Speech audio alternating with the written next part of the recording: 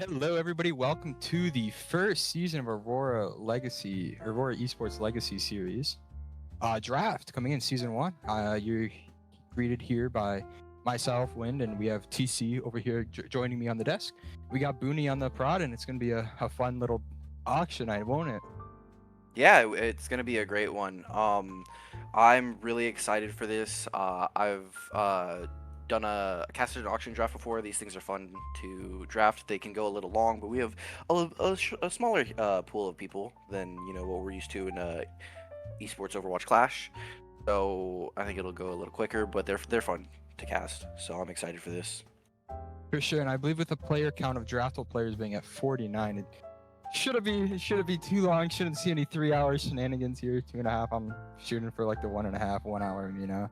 But you Yeah. never know, especially with an auction. It could be a very fierce one where captains are fighting over players, and it could go long for each player.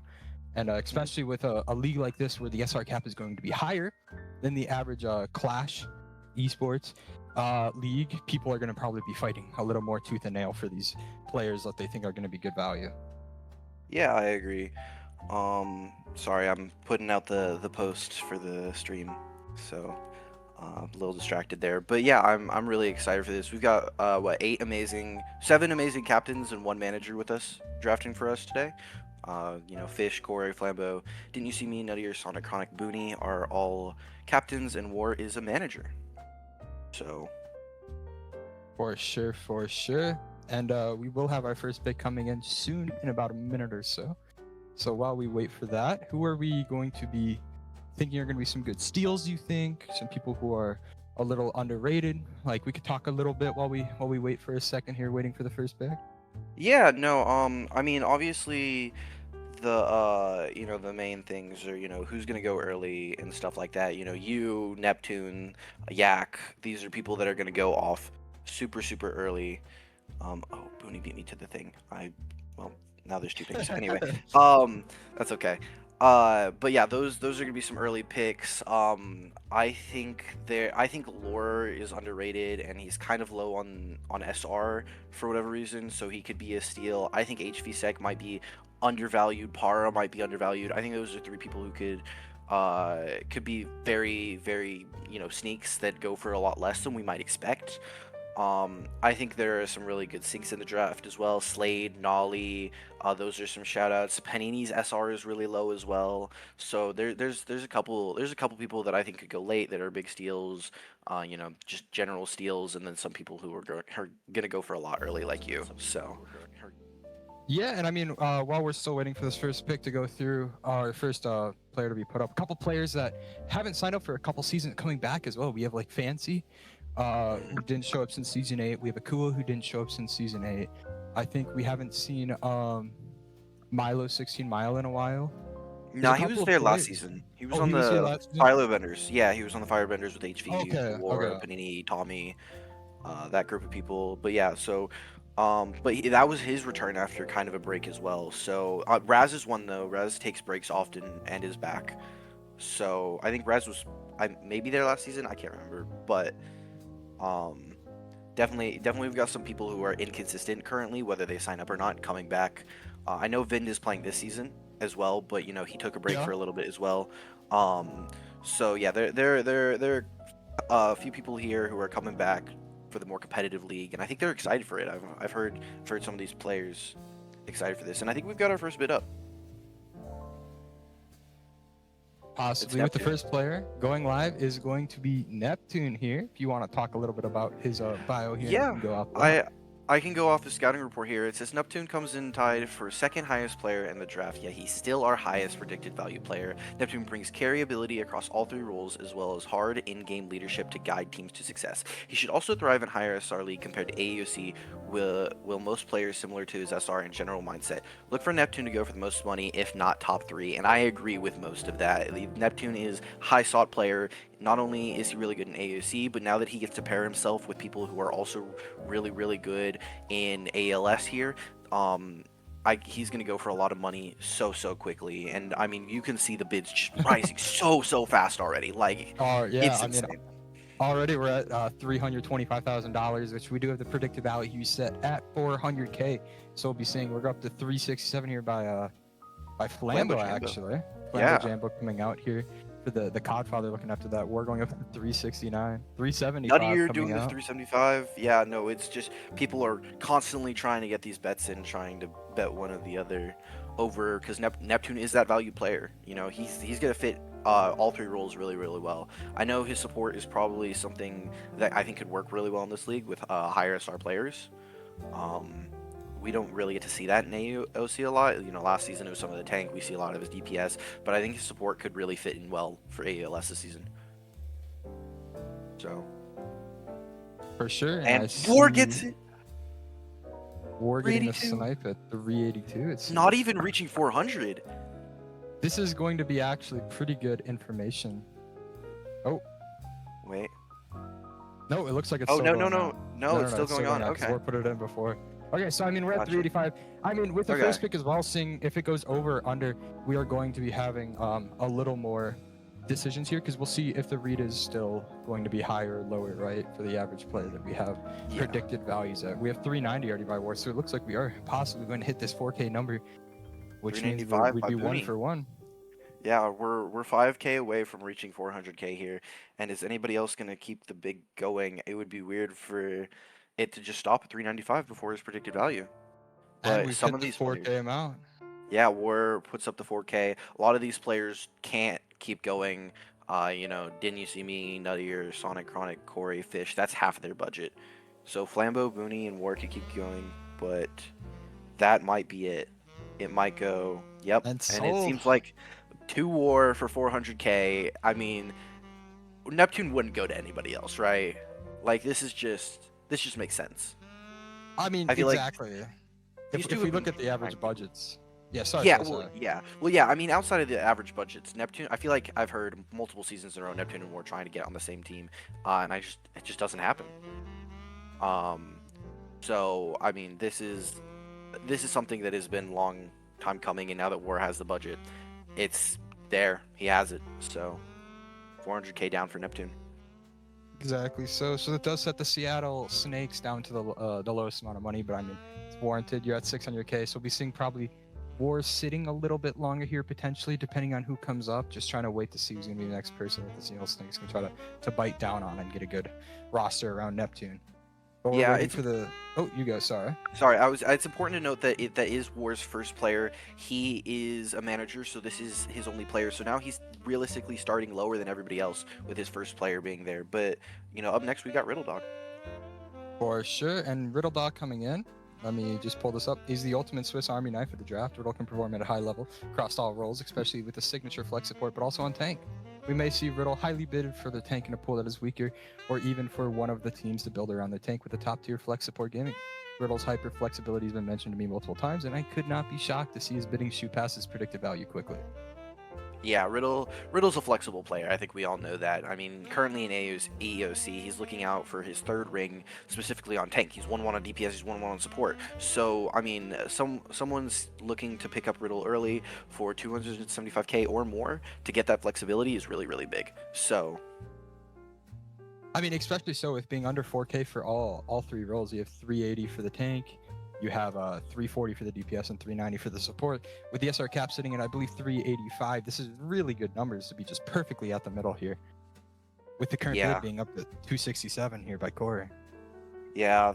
No, if you're a high SR player who's trying to get, you know, someone around that SR cap, you're probably going to want to put a little more money into Riddle. He might, in this specific league, he might not have as much carry potential as he might have in AAOC, but he's definitely not a bad player at all and will fit any of these higher SR captains really, really well as we hit 270 here. Yeah, I mean, especially so with it being Riddle, who's also good at flexible in all these roles. You're not really locked in for your draft too hard, right? Compared if you get like Vind. If you're able to get Vind early, you're kind of already locking yourself out of the other tank roles, so you can't really price check on the other players who are picking up tanks because you might be forced to also put them on tank potentially. But it looks like we are going to get, and we're going to see Riddle Dog going for the 270 here. Yeah, a little less than what was predicted, but you know, still around that range. But it's gonna go to, I don't even know how to say that, Runa Henheim Monsters. The Runeheim Monsters. Booney's Ruinheim. Okay, Ruinheim Monsters. Booney's team. Booney and Riddle pairing up. I think it's a great pairing. I mean, especially at a respectable 270, right? It's not even Yeah, too bad either that. 100%. 100%. And up next, we have a sync player. Slade coming out here at 1K to start and immediately jumping up to 100K. If you want to give us the Yeah, debrief here on no. Slade's little. The debrief for Slade is Thanos herself. Slade has primarily played hit scan DPS plus FAR throughout all of AEOC. She is known as a criminally valued DPS player, but her support is also very strong and showed up for the Shibuya Spectres last season. This is also the highest SR on sheet that Slade has been. Does this mean she will climb more and be a valuable keeper? That's a question for the captains to answer in this draft. She's predicted to go for 100K and are already gone slightly above that. So people, this is a player people are early sought after for. And I mean, it makes sense. She's a great player, a sync. You could still argue that her current SRs are fake. Yeah, I think this is a great player that can fit some of these higher SR teams as well. So, I mean, especially so because every team is going to need at least because your goal is to hit at least one person who's around this like 3,200, 3,300 roll while you can get somebody who's upper at the 42, 43 echelon, right? So if you're able to get a good player down on this lower end, it really just sets you up for good success, especially with Slade being put up so early here. It's really just a battle of who do we think is going to be the highest value, quote unquote, sync here, right, in this draft. And if you're able to secure that, it's going to help you in the long run be able to fight for these higher SR players, which are already up to 130 here. yeah. And now 135. I mean, we're seeing Booney trying to go for his third player currently, but we'll see how this goes. Yeah, Booney and Nutty are fighting for Slade here, trying. I mean, it seems like they both want them. Maybe one of them is price checking the other, but I mean, Slade is a valuable player, and them going higher than predicted, I mean, makes so much sense. Probably the best sync in the draft, I would say. I mean, So- I would have to completely agree with you. And we're already up to 140K. We're almost about to be 50% over the predicted value at least here. 142 coming out from Booney shortly after that. I mean, if we do hit 150, I mean, this is going to get pretty expensive shortly after. It might be even a good decision, or it might be crippling your team in the long run, especially in a format like auction. You know. Yeah, I think Slade is a great player, but betting so much 50% over predicted value so early on a sync when there are quite a few that are there is a little risky. But we can see the bidding stop here at 142, and it's going to Booney again, and now we have a trio of Booney, Riddle, and Slade, and I think it's a great start to Booney's draft. Yes, especially so with Riddle. I believe Riddle was queuing for flex here.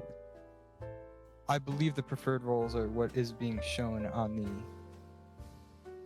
teams here. So having Slade there, you already have 2 flex right now. You have a good sync DPS who's going to be very good. I mean, Booney's still sitting out here, I believe, around the 150 or $580,000 mark, or 488. Sorry, about 100K down, but I mean, still has half your budget left. This is still looking pretty good for Booney. It's not too terrible. So. Yeah, and you're seeing the next player come up. Yeah, Void Fiber, starting us off at 2K if you want to read the debrief. Yes, give me 1 second to look up your Void Fiber. Void Fiber can be the building block for any team with their hard carry ability. She's able to take over any games on 2 heroes. You can't just ban them out anymore. We've also seen this introduction of Reaper into their pool, making them even more flexible in that DPS role. Yeah, Void Fiber is a great player. I mean, they're a staple of most of EOC teams since they've started playing.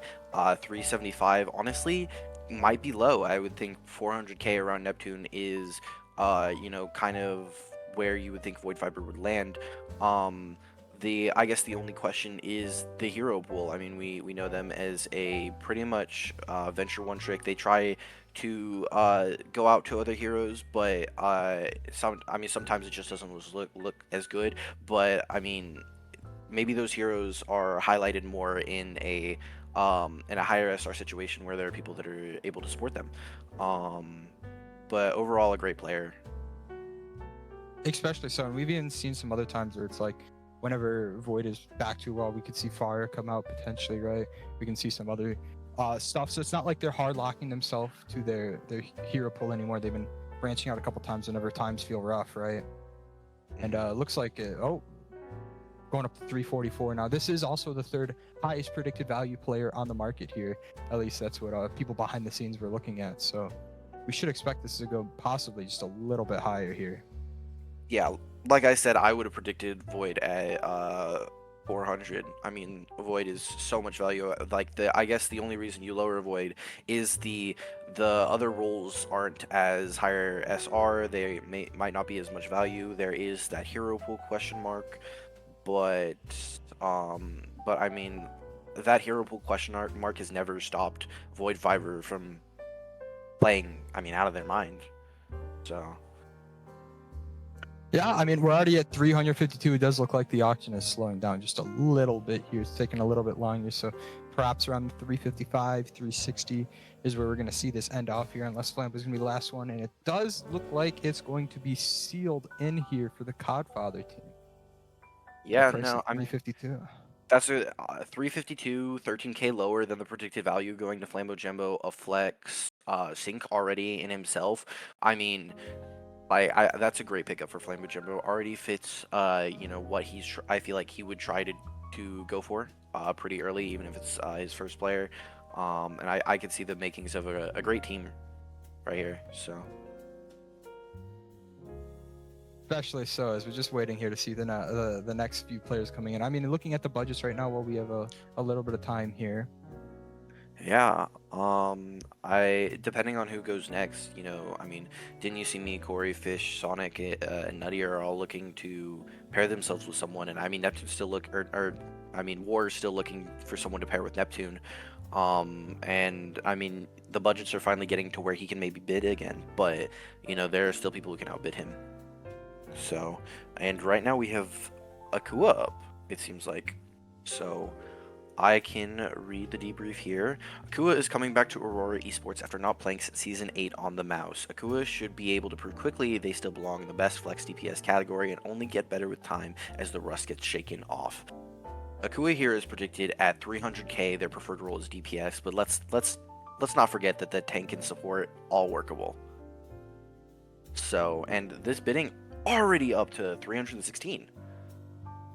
I mean, I was aware that I believe the DPS before Akua's DPS was recalculated. I think it started at 4-1 when they first signed up and got manually adjusted up to 4-3 because Akua is very, very good at the game, very talented DPS player here. And in seeing that even got manually adjusted up 200 SR and is still already above the predicted value here at 325k is very shocking to see. Yeah, no, I know there are some. I was told by at least one of the captains here that they thought there were some question marks on Akua here, but I've already being proven wrong, or at least what other people think. Fish and Sonic fighting for Akua here, a DPS player that really fits around the Fish and I think Sonic's flexibility pretty well.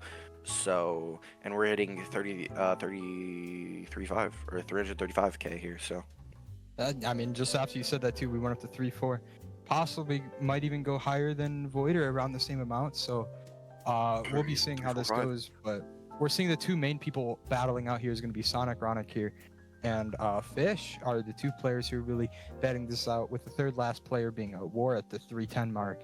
So we'll be seeing these two are Akua is a very sought after person for both the Knoxville Knights here and the Las Vegas Lunaton.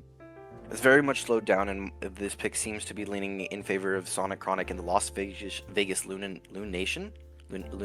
I think it's Lunation. So, with 35 from 350 from Nuttier. All of a sudden comes in, was like, I want this pick. Interesting. And is it gonna go to Nuttier? Nuttier dropping that because the only person, because Sonic put up Akua and War went up to 310, but it's only been Fish and Sonic Run who were battling this out up until Nuttier came out with this. So this is very shocking to see. And we're seeing Sonic actually raise that roof a little bit higher here at 355. It's 3-6 coming out. Nuttier's in here now. Nuttier has debated that that Akua is a player that Nuttier wants and has raised it to 3-6. And do we think Sonic keeps raising? Does Sonic want to commit half of his budget for a player like Akua? Maybe. I mean, I think this does favor out. We do see Nuttier as about 50k. Oh my gosh, we're going up even higher. 365 coming out. Nuttier typing as well. 375. 375. Not even a 5 more bid, a 10 more bid. Nuttier telling Sonic right here, right now, that he wants Akua, and there's not going to be much that Sonic I think can do to stop. Yeah, I mean, currently Akua is the person who's gone the highest above their predicted value so far, with being plus 75k, and it's Done. gone to Nuttier Nuttier. is going to pick up Akua, everyone, and I mean I think it's a good pick. I mean, Maybe, for sure. maybe a little high based off predicted value, but I mean, Possibly, but perhaps Akua was also playing ranked after they signed up and could have raised themselves off, lifted the dust off themselves a little bit more. As we're seeing, the next player going to be thrown onto the board here is going to be Roar. you want to do the debrief? Oh, sure. Roar is making return to Overwatch and Aurora after a long break. I can't read the debrief anymore. They blacked it out.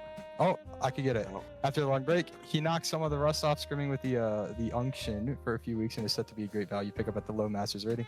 Roar brings great comms, excellent experience, and plenty of vibes here. Predicted at 80k. Yeah, I mean, I agree with those final comments with the great comms, excellent experience, and plenty of vibes. Roar, from what I've seen, is already a great fit into the Kitazons, the current team that they are placed on in AAUC. I mean, a little lower in terms of what the cap is, and their predicted value is a lot lower than what we've seen so far. I think it's the lowest we've been. I think Slade was the only one that was even close at 100k. So, I mean, Roar's, I think, I mean, a very flexible player, but I think the value here comes in with the comms and, you know, the experience. So, I mean, especially so. I personally haven't seen Roar play too much, so I don't have too much to say, but it seems like everybody else does who is bidding is we're already up to $125,000 here by Sonic. 40k passed. 40k The pass are predicted coming value. out. This is looking Yeah. pretty good here for Roar stocks, especially if we look at the numbers. They're laying right below the SR cap in all three roles. Just a little bit for DPS and a little bit more for tank and support. So it's not too bad of a player, especially to fit around for this average SR cap. So it's going to be pretty good value with that preferred role of support, as well as one of the few players that I don't think signed up as flex. So Yeah. Fish and Sonic here looking to fight each other for a player again, but it looks like it's just going to go to Fish without any more contention from Sonic for 126, 46k higher than predicted. I think that's I think it's a great player to complement Fish's tank hero pool. You know, I think Roar's very well known for the Lucio, great comms, good vibes. Fits kind of what Fish would do a lot. So, next player on the board, Vind. okay, the highest SR player in the league in their preferred role. The only reason they are lower on the value sheet is specifically due to SR cap problems they may cause. Vind will be asked to hard carry the team, but if there is a player that can, it most definitely is Vind on any role or hero. And yeah, I mean, Vind is a monster to be reckoned with, and if that guy is locked in, then, I mean, everyone has to worry. So 300k honestly might be a little low. So... I mean, yeah, especially so Vind is going to be one of the few, I believe is the only player who's calculated champ on all roles. So sitting about, what would it be, 500 or 650 SR above the SR cap that you're going to have to make up from somewhere else in the lineup just to be able to keep Vind on this tank roll. Is there even more than that for 4,800? It's going to be about 1,000 SR you have to make up somewhere else. Yeah, well, I mean, anybody who is going to pick up Vind is going to be looking to draft some sinks. And I mean, I think I mentioned this earlier, there are some great ones. I don't think they exactly balance out what you're getting with Vind, but I mean, Nolly, I mean, Biggie Stretch is someone you can pick up that does exactly that. I think Panini could also do well. His SR is kind of fake. So pairing those two up might be, you know, a really good pairing, and Panini lowers that SR being 1,400 under cap as well. I think on his highest roll. No, 1,000. Or no, 1,150 lower. Is it 950? Yeah, cap's 3,850, and his highest roll is 2,700. So about 1k lower than the SR cap, so that could be a good pairing. But we can see it at 350 here, and based on what I'm seeing, it might just go to Sonic. Then it might go to Sonic. Oh yeah, and since it is Sonic and Corey are the ones battling out here, neither player already having a second player to complement them. They're both trying to build around Vind, it seems. But it looks like if Corey's out, we might be seeing Sonic's plan come to realization shortly after the next few picks as well. Is it going to be finalized? I'm not sure. Maybe I there's mean, someone in the war room that's debating, but it definitely seems like it's going to lean in favor of Sonic. for sure. And 350 is not a bad amount either. And it does No, gonna yeah, and that get sold yeah, here. it's done. Yeah, Vind going to Sonic for 350, and I mean, I think that's a great pick for Sonic. I think Sonic is, I mean, he often picks up great value sinks in his drafts. I mean, I think Sonic is probably one of the better drafters in the league. So if there's anybody who knows what he's doing out of these 8, it's probably him. Um, so I think it's hard to say this is a bad pick from him, regardless of the situation. So, and to Next player wrap up, coming up is yeah, Sky. to wrap up round 1, yeah, Sky is our last player on the board, put up by Didn't You A See Me? few down seasons in AOC after winning season 7 with the Slouchers, but Sky has maintained a high level of individual performance across multiple roles. We assume that in a league like this, Sky's talents are best placed in DPS, and that's their preferred role, so it's perfect. Give Sky supporting cast and watch him quickly reestablish himself at the top of the DPS discussions. Yeah, no, this makes sense. I think Sky is going to prove himself to be a really good player within AELS. I think some of the question marks I've seen in Sky in AEOC in the past was kind of calming issues. But if you pair that with a high SR player who calms, and I think it'll complement Sky really well. Just let him do his thing on DPS, on hit scan, and he's gonna go out there and probably win many games for whichever team he's a part of. Yeah, especially so. But the Slouchers was a little bit a while ago, so we'll have to see if Sky's had a glow up or maybe just has a little bit of rust they need to shake off. So it really is kind of unpredictable right now. As we're already at 270 reaching predicted value, and I believe this is the first player that we see Didn't You See Me really going after here so far. The Kyoto Koi are finally showing their teeth, fighting for a player. And right now, Didn't You See Me is the highest bid at 283. Will it be raised? And it will. 285 from Corey. I think Sky fits into both of these teams pretty well. I mean, Didn't You See Me is a DPS player. Um, Pretty flexible on all DPS. You know, can play hit scan, can play flex. So I think Sky fits in pretty well with him. And Corey, from my knowledge, can play pretty much any role. So just a good head scan on your team is probably what he wants. For sure. And since we are seeing these two teams are the players that or teams that don't have any other players so far currently, so they have the highest budgets right now, both sitting at above 700k. So they're the real only ones trying to battle this out. As we're already at $312,000 here by the Kyoto Koi. So we've already breached the predicted value amount as well. Yeah, and we're going above it. I mean, Corey and Din, I both seem to be very interested in this player. Maybe it was in their plans. But sometimes, based on what I hear, is no one really had plans though. So maybe just someone these guys want. Um, and it's gonna be raised to 315 to Corey. 15. We're now 15k above predicted value. And how are we feeling about that?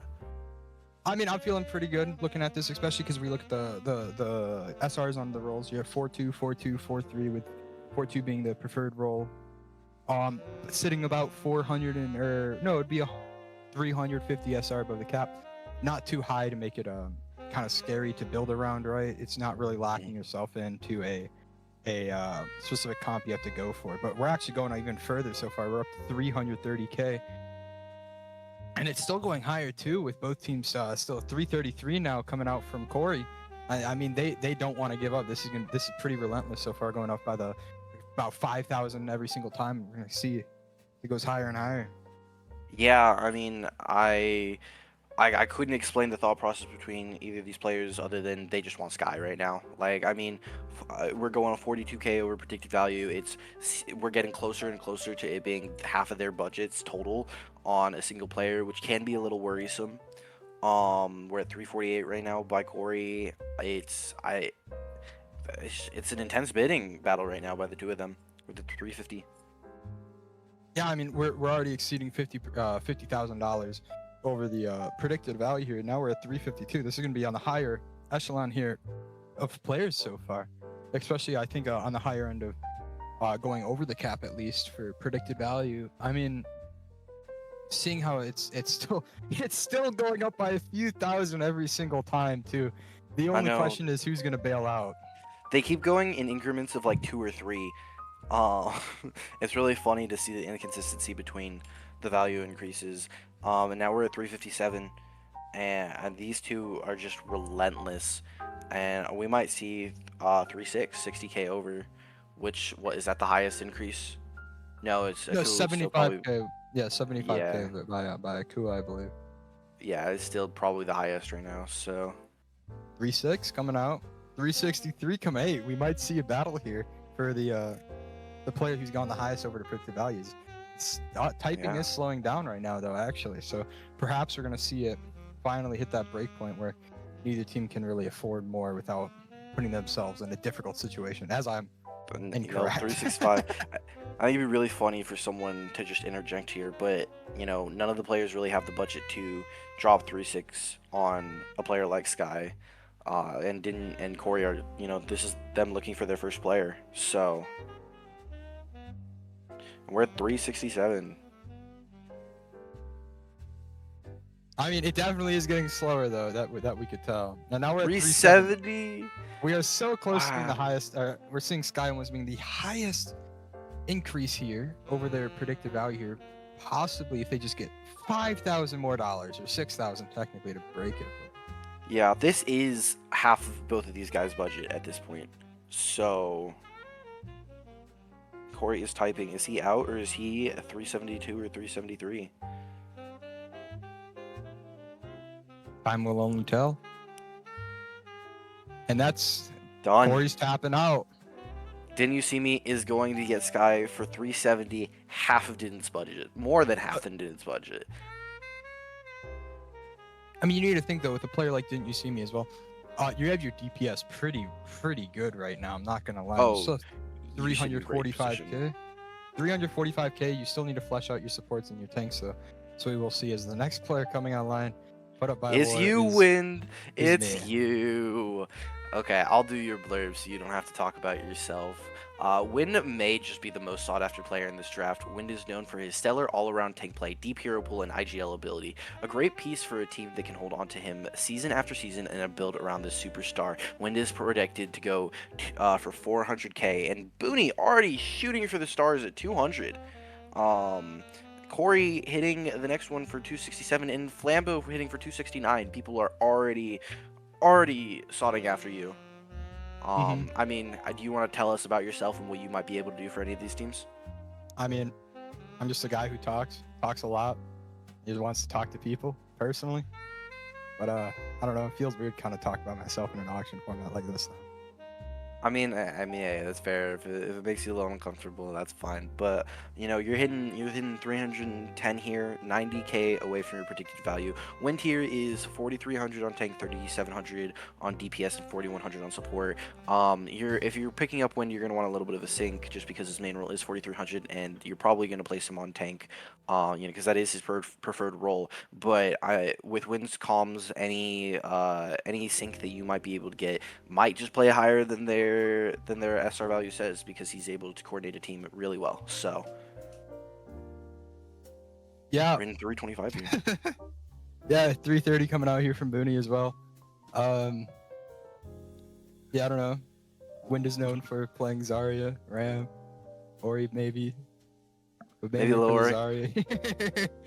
What about that Balga? Malga? Oh, maybe. We'll see the Malga if it Maybe. fits. But If it fits into the team. Yes. So, do you play any dive tanks or are you mostly a brawl guy? I play Diva. I play Hazard. Diva. Okay. Yeah, you're an all-around guy. You play pretty much everything. So I like everything but like 6 of the heroes. Like I don't play Yeah. Hog. I don't play Ryan. I don't play Winston really. I don't play so Ball. what's Don't wrong- play Doom. what's wrong with the hog, man? Get it. Let's wrong with the get on hog? that one. Let's get on that wind. Let's get on the hog. Well, I think I played Hog last season with Aurora during one team, like a King's Row or something. Oh, that's awesome. I love hog. Hog is a great tank. So, and it's obviously slowing down a little bit. We're in the smaller increments of bids, but Corey and Booney are looking for you. Corey's still looking for his first player. Booney looking for his fourth. We're here at 350k. It would be 352 now. If Booney ends up getting this, Booney is going to go down to 130k, but it has his core set. Pretty pretty much just needs one player after that. But Booney is out, and Corey is going to get his first player, and it's going to be you and for 352 for 48k less than predicted, which is wow, a little insane to me. I think, well, personally, the cheaper you go, I think the better it is. So I'm Yeah, decently happy. yeah. Well, I mean, I'm surprised you didn't go as for much, but yeah, it probably helps your team out a lot that they now have a lot of extra money because they don't have to go up to 400k for you. So, and now you get to play with Corey. So, and that wraps up, or no, that is you were the first pick of round 2. So we're about to start with our second pick here. I think Booney put someone on the board.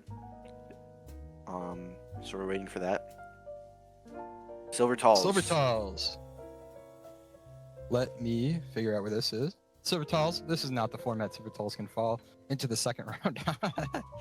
Well, so we'll see him going earlier than usual. Silver Talls brings atop the tournament flex support play with his massive carry potential. Does the large amount of high SR flex supports drive his dollar amount down? We shall see. I think it's hard to say Silver Talls should go any less than 250k.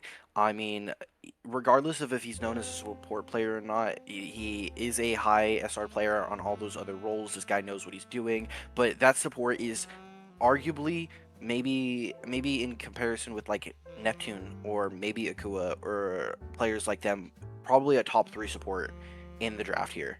So I think it would be hard to say that putting him on like flex support on a carry in a league like this for any less than 250k would be absurd. So, but these bids are a lot smaller than we have been seeing. The max 75k from Sonic right now. So yeah, these increments are pretty low because we've traditionally so far have seen like after the first 4 bids for these higher players, you just immediately see 100k thrown out by somebody. And now we're seeing it now. Sonic, Ronic, and Corey going over the 100k marks with both of their bids, but yeah, it is going a little bit slower than predicted. Yeah, maybe people are not valuing the supports as much. I have no idea what's going on in these guys' heads, but we're reaching 125 here, half of what Silver Talls was predicted to go for. But I mean, the Silver Talls guy is good at the game, right? We know this. For sure. So, I think maybe it's a little rougher with the support preferred role and being a 4-4 on the sheet. You do have to get a match with them in, so you have to make sure where it's even an eligible roster here. So we'll be seeing it. That might be the little bit of hesitation with these teams is like how do they need to make sure they build around this, right? We have to get Silver Talls and support for him out.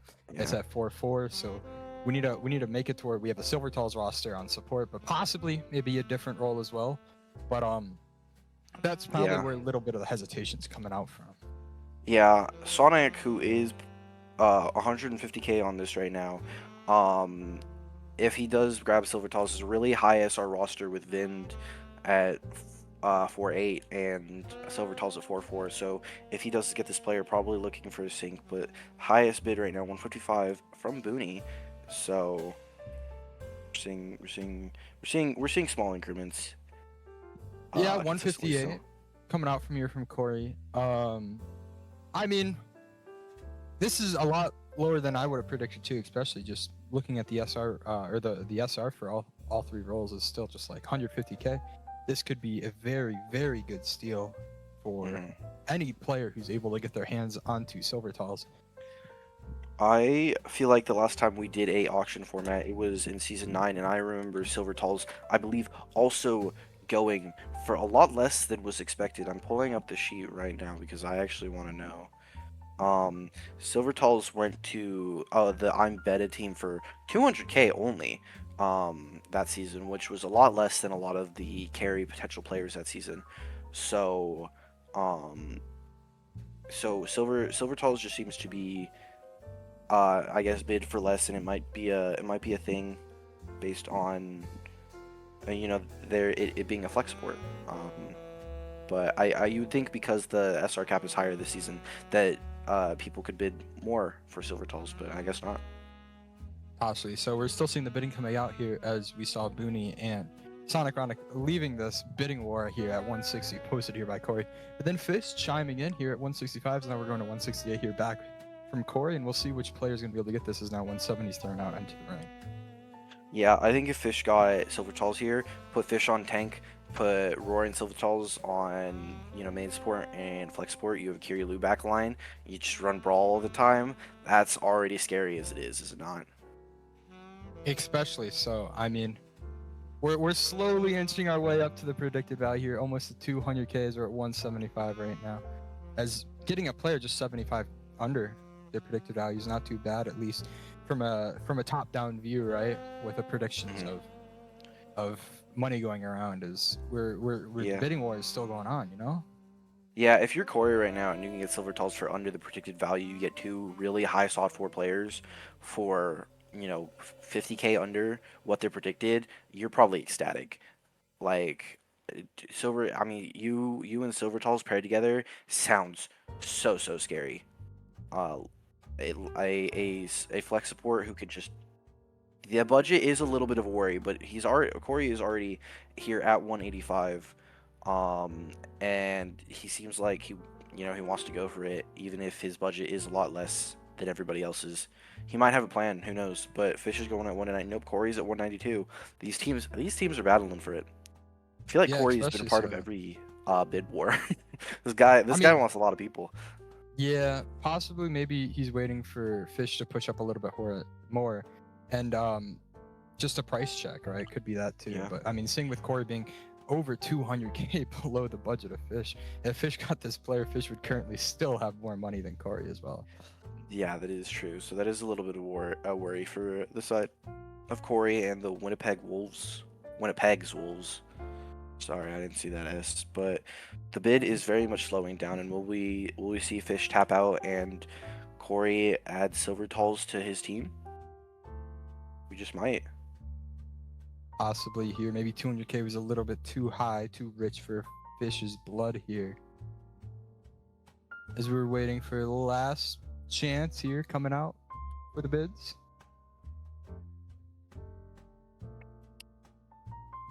I'm not seeing any more bids here. I wonder what's going on in the war room. I want to know what they're discussing. I want to know if they're yelling. I think it'd be really funny. So Yeah, it's probably but no, intense. we gotta be here. Oh, Done. And no, that's it's it. like we're Okay. done. Yeah, Corey gets Silvertals for 201, 49 under the predicted value, but 172 thousand budget left. Little worried if you're Corey, but Wind Silvertals and Corey is also a scary core to look at. If I'm gonna be honest. Yeah, I mean, you got a solid core so far. Maybe we'll see Corey filling out that DPS line or that support line, but we will see here. As the next player going up is Kairos, I believe it's pronounced. Yeah, Kairos has started to come into their own on the deal sailors after a slowy rookie season on the Guardians. It's hard to doubt the mechanical demon that is Kairos, and surrounded by other high-ISR players, this might just be their moment to shine and establish themselves in the top tier of DPS. Kairos, also known previously as Cool Guy, if you don't know, really good flex DPS player, I think known for the Tracer and stuff like that. Really good value, kind of. I mean, 4K for probably one of the higher flex DPS in the pool, closer to the SR cap than some of the other DPS that have been taken like Sky and Akua. So you're looking at taking Kairos as a steal maybe, but Kairos is already 51K over the Ooh, predicted value. this is going to be the most above the predicted value. If we even go $1,000 more, $1,000, this should be higher than Then Akua Akua. going 750 or yes or 7,500 over there predicted value. So this might be the people that are the person that most people are just looking at and trying to build around more. I mean, you have a 4K is a really good number for DPS, especially with the Oh, preferred role. we're here. 230 coming out here by And now Fish. Kairos is the most, I guess not most highly sought after player, but highest over their budget. So we're Not a reaching bad thing 240. though. Maybe the predicted No. value is just a little low for them. But 240 now coming out. We are 90K above that predicted value. This is going to be a player to keep your eyes on to see if they are able to really perform for the expectations that at least all the the captains are really going on there. Yeah, Nutty are trying to pair two highly sought after DPS together, and he might get Kairos at 240 here. We're not seeing any more bids come in here. Yeah, I do think the predicted values. I mean, obviously it's just a predicted value, so we didn't have any 250, 100K above coming out here by Fish. Wow, 100K above predicted value. I mean, yeah, I think you were about to say predicted values aren't obviously like set in like correct. Like it's probably as correct or less correct than preseason PR, but um it's still a lot to say this is what people like a group of people value a player at, and then for them to go 100K more. So I mean, yeah, sorry. especially with them being at a 4K number, it's just right a little bit over the cap, so it's never a bad thing, right? Just a good player to flesh out, and it's just a solid core as well, sitting at that 4K number. Personally, I don't remember seeing cool guy. I don't think I watched too many of the games in the Guardians back in what season season. Was that season 9? I want to say I don't think so. It was. I think it was. It was. It was 9. It was last. Yeah, because that was the Lore team. It was Lore, Cool Guy, Maverick, Jess, Keo, and Rasa. Was that 9 or is that 8? That was 9. That was the same. Okay. That was an auction draft season. Oh yeah, yes, I remember. What team were you on that season? Season 9. What was that? 2 seasons ago? Yeah. The Baby Girls?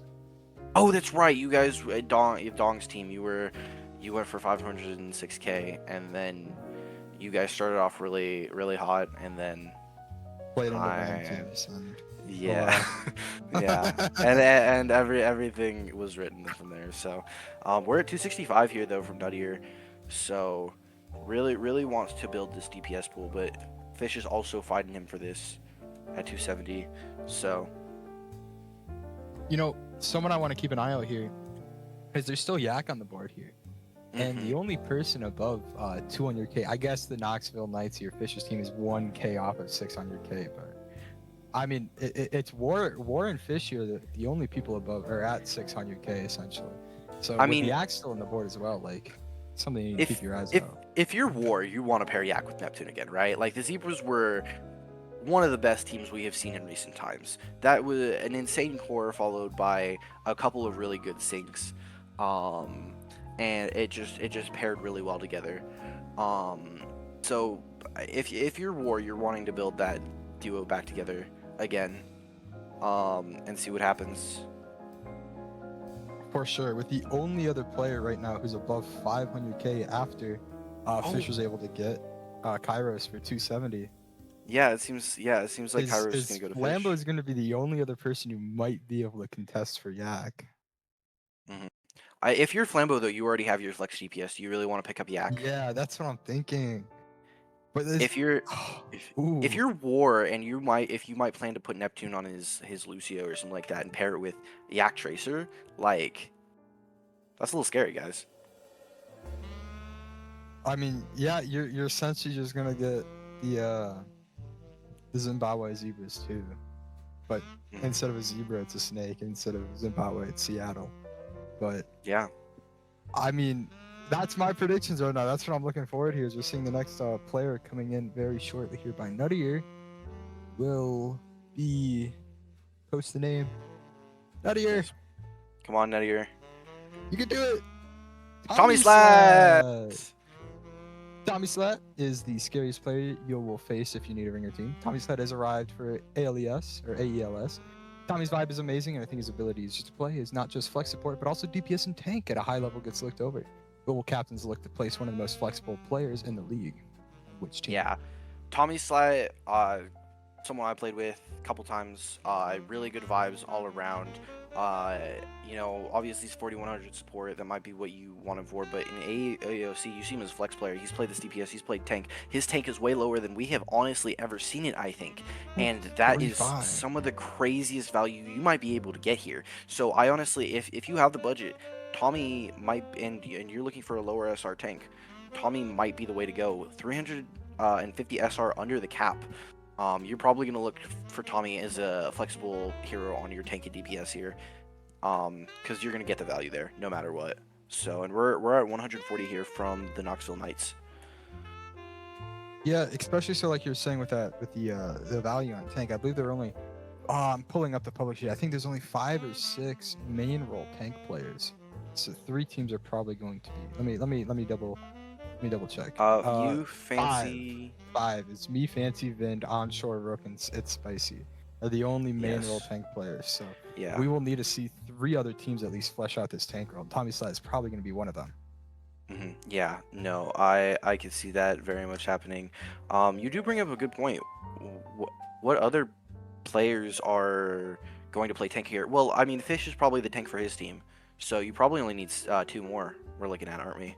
So, Riddle could also be a good potential player for tank. So honestly, the only realistically right now, I think there's only one team who needs a tank because Tommy Slat and Riddle are going to be two players out there playing tank, I think. Especially so. We're already up to 155. I mean, if Tommy really does go for this 155 number, 160 now, it's just gonna be so nice of a number to have a tank. Because now we're up to 170 here by Fish.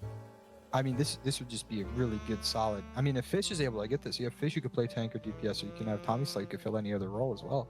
This wouldn't be too bad for Fish either. Yeah, Fish is a lower SR kind of looking team right now. I think him and Kairos are both around that lower 4K area, with Roar being, mid masters, maybe a little high masters in that 3800 area. So building kind of a lower SR team compared to some of the other teams we're looking at right now, kind of similar to what Booney's got going on right now. Booney might actually have a lot less than even that. So right now we're at 177 by Fish though. Warren and Fish going, band for band, honestly. So If War is able to get this player though, that does make Flambo Jambo most likely here to get Yak so far. The next person in contention for that would be Booney, with the $488,000. So, but it looks like War's dropping out when Fish goes to 180. Tommy Slack going to Fish. I think he fits around that team pretty decently. I think other teams are missing out on the potential sink that Tommy Slack could be. But right now we just saw a player pretty early. I think this is still. I think we're just hitting the halfway point, maybe. A player go for more than Corey even has. So watch out for what Corey does. Yeah, I mean, we got Corey. We have Fish currently both sitting at under 200K, with all the other ones sitting above around the 400 above range, with the exception of didn't see me. We got Sky. This is now sitting at 345. We're just waiting for the next pick to come through. I mean, we still have War sitting with the best. I mean, there's still like let's go through the higher SR players who are still here. We still have Fancy, so we have another main role tank player who's still on the board. We still got Yak on the board as well. Swifters, Voyager, Kern Master, right? We got still these higher SR. We have Anarchy so far still. We still have a good amount of players here who are sitting on the board, sitting above this 4K, but we'll have to see where they all get fleshed out and put on which teams and such. So I think some of these things, I don't know if I heard this correctly. Someone sent me a message. But yeah, Para is also kind of a higher SR player that's kind of down here on the sheet. for sure. So, I didn't scroll down to where, but we have Yak Yeah, coming you're out here yes, by Sonic Ronic. already at 200K from Booney. And yeah, I mean this guy should go for a lot. This is a guy. I mean, I'll say in the scouting report, Yakuza City is infamous for getting you to at least the quarterfinals. One if not the best flex DPS in this draft. Yak most definitely plays the Tracer, Genji, Echo, but has shown good flexibility throughout the other seasons. Feels like wherever Yak goes, success follows, and in Dynasty format like ELS, you can keep that success on your team for a while. And I agree with all of that. Last season I played with Yak. I got him in my first round. He brought me a ring, and not only did he do it on the DPS, he did it on the tank. This guy is everything you could probably ever want in a player, and honestly 350k I say is not enough. So I mean, especially so. I mean, I'm shocked War isn't leading the frontier right now trying to get Yak, which is really interesting, especially sitting on the 600k. It's a very interesting number as we're seeing the real batter coming out here from Nuttier and Booney, and it's just going higher, 240 right now, and we'll see how high that actually goes itself. But I mean, if you're War, you're probably looking at two people fight the bidding battle, and you're just gonna see how high it goes before you can interject. You don't have to think. You don't have to think about how high you want to go when two other people are gonna go super high, and then you can interject at some other place. But right now we're at 265, and it's already slowing down. No, War interjects with 266 does exactly what I think what I think I said. So 267 from Booney, and these two might just go band for band until one of them gives out. And if you're War, you probably have an advantage over Booney here, just based off, uh, you know, uh, budget alone right now. So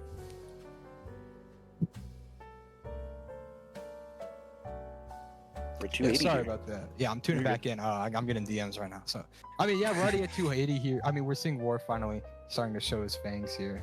We pulled out the 270. We have a battle between the three teams here, all going between War, Nuttier, and Booney trying to be able to get this yak.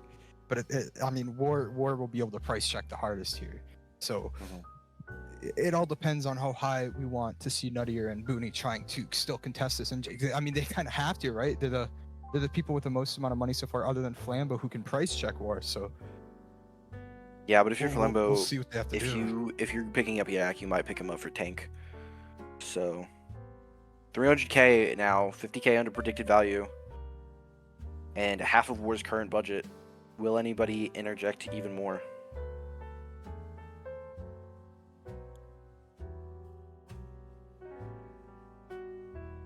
$302 from Booney. There it is.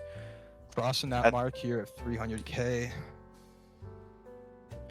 I mean, if you're Booney, you might just see what War has, and you might just want to price check him until you think you don't have enough to go. So I mean, all right, this now we're wouldn't at even be 305. bad for Booney either, though, because you have Riddle who could possibly play. You have Riddle who could play this ball. You have Slade who could play this this Freya angle or this far, and you can have Yak on the tracer. That's actually not too bad now that you think about it. Or possibly No, it's really great. And Yak's your Riddle highest who- SR yeah. player. You're hidden. You're around the cap. Booney can wait perfectly for someone who might fall for like no reason. Getting Par, I feel like is very underrated. Could get him on the team for pretty cheap.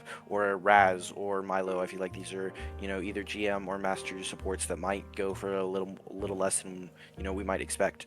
And they could fit that team really well. So Yeah, I mean, Yak would actually fit both these teams very, very well, which is why I'm now seeing why Booney is really stressing to go for this. It's not just a price check; it's also just going for some for Yak, who's just going to be very good. yeah, I mean, right now we're at 330k, a little bit over halfway for War's budget, but I mean, I think we're at like pretty much like 3/4 of what Booney's is. So 332. Wow, we're going so high here. Yeah, this is going to be a long, drawn-out one with the War's out. previous... War's out. Is Booney gonna get yak for 332? Is anybody else gonna interject?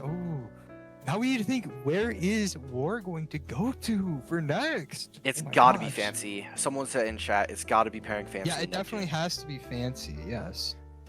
Oh. Interesting. That's it. Booney now has his 4th player in Yak, and I mean, man, this is kind of a crazy core right now.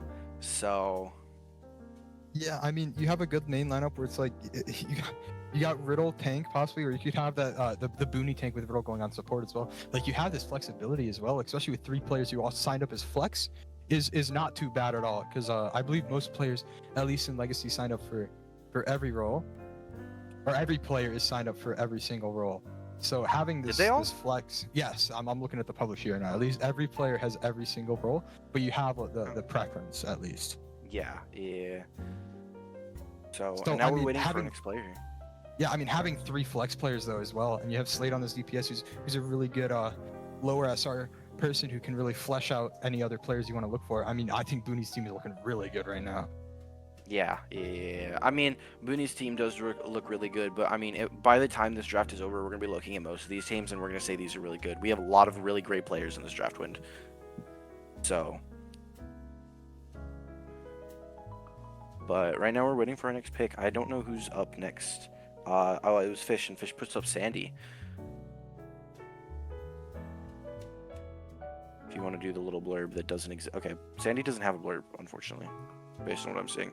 There's no scouting report for Sandy. Sandy, who I believe, did they play last season? I know they were on the Pittsburgh Puffles, playing on a team that. Was it the fish team? So was that the Goody Goody Goats? The Goody Goody Goats and the Pittsburgh Puffles. I mean, on the Pittsburgh Puffles, we saw Sandy. I believe they were splitting playtime with Ying as they made it to a final fight in grand finals. Very good showing. Regardless, they were unfortunately second place, but I mean, still having a player who made it to the second place, they're on a very good team. I don't know too much about their comms at least, but that's some of the info that I have about them. Yeah, from all I pretty much know about Sandy is a really good value support. Right now, you can see right there, right around that SR cap, so fits pairs well with with what you might look for. Kind of a neutral pickup there. You don't have to find anybody to lower Sandy's SR and balance that out, or you don't have to look for anyone higher to balance it out either. So Sandy might be an undervalued pick here. We're only at like 50k on this bid. An early battle between Fish and Flambeau. So yeah, I mean, the numbers are already going up. We're already at about 50k here coming out by Flambeau Jambo, who still is also on the board with $538,000, and the other person being War with the 600k, of course. Fish tapping in for $52,000 here, trying to flush out that core with the two supports of Roar and Sandy, at least. So we'll be seeing how this goes. Of course, we don't have the little blurb, unfortunately, but Sandy, I believe, has made a little bit of their names themselves, especially with at least being on the Puffles at least. Well, I mean, yeah, two teams, both highly regarded in a sense. Obviously the Puffles, made finals that season. The Goody Goody Goats were a very good team last season as well. So, I mean, there's two teams where you can say that, they were good, and those are the only two teams you play on. It's hard to say that this is a bad player.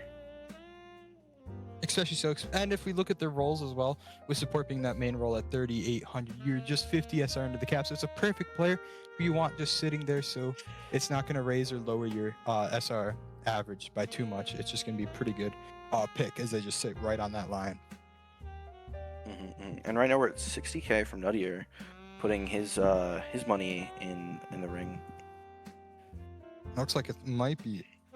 Ooh, it is slowing down just a little bit here. We might see it finish off here. I mean, if you're able to get Sandy at 60k, that's not too bad at all. And there's the 65 from Fish. I don't know if Fish is price checking or trying to round out his team, and now we're at 67. This would fit pretty well for Nuttier, as Nuttier wants to probably play this Lucio, this main support, and you have Akua already as your DPS player. So Sandy, who would be who is a flex support player, this would fully flesh out your support roster, but we need to still find out a tank at least. So agreed. Flambeau 69 and 70 for Nuttier. So a lot of teams being slower here, really debating if this is a player they want, and then interjecting. Sorry, I keep getting DMs. No, you're all good. You are all good. I'm in the same boat here. I mean, we're sitting at 70k here for Nuttier. With the only combatant, it seems, for him at least, being Flambeau Jambo and Fish. So we're going to see if these are just going to slowly keep price checking up by 1k, 2k, 3k at a time, or if it's really just going to seal the deal here and Nuttier's going to be able to flesh out his entire support roster. Yeah, and I mean, it's really slowing down here, but there's the 75 from Flambeau. As soon as I say it slows down, somebody else bets in. I should just keep saying it's slowing down. 77 from Nuttier. Oh my gosh, it's just the magic word, isn't it? Yeah, it does just look like these are price checks coming in to prevent Nuttier's just going up.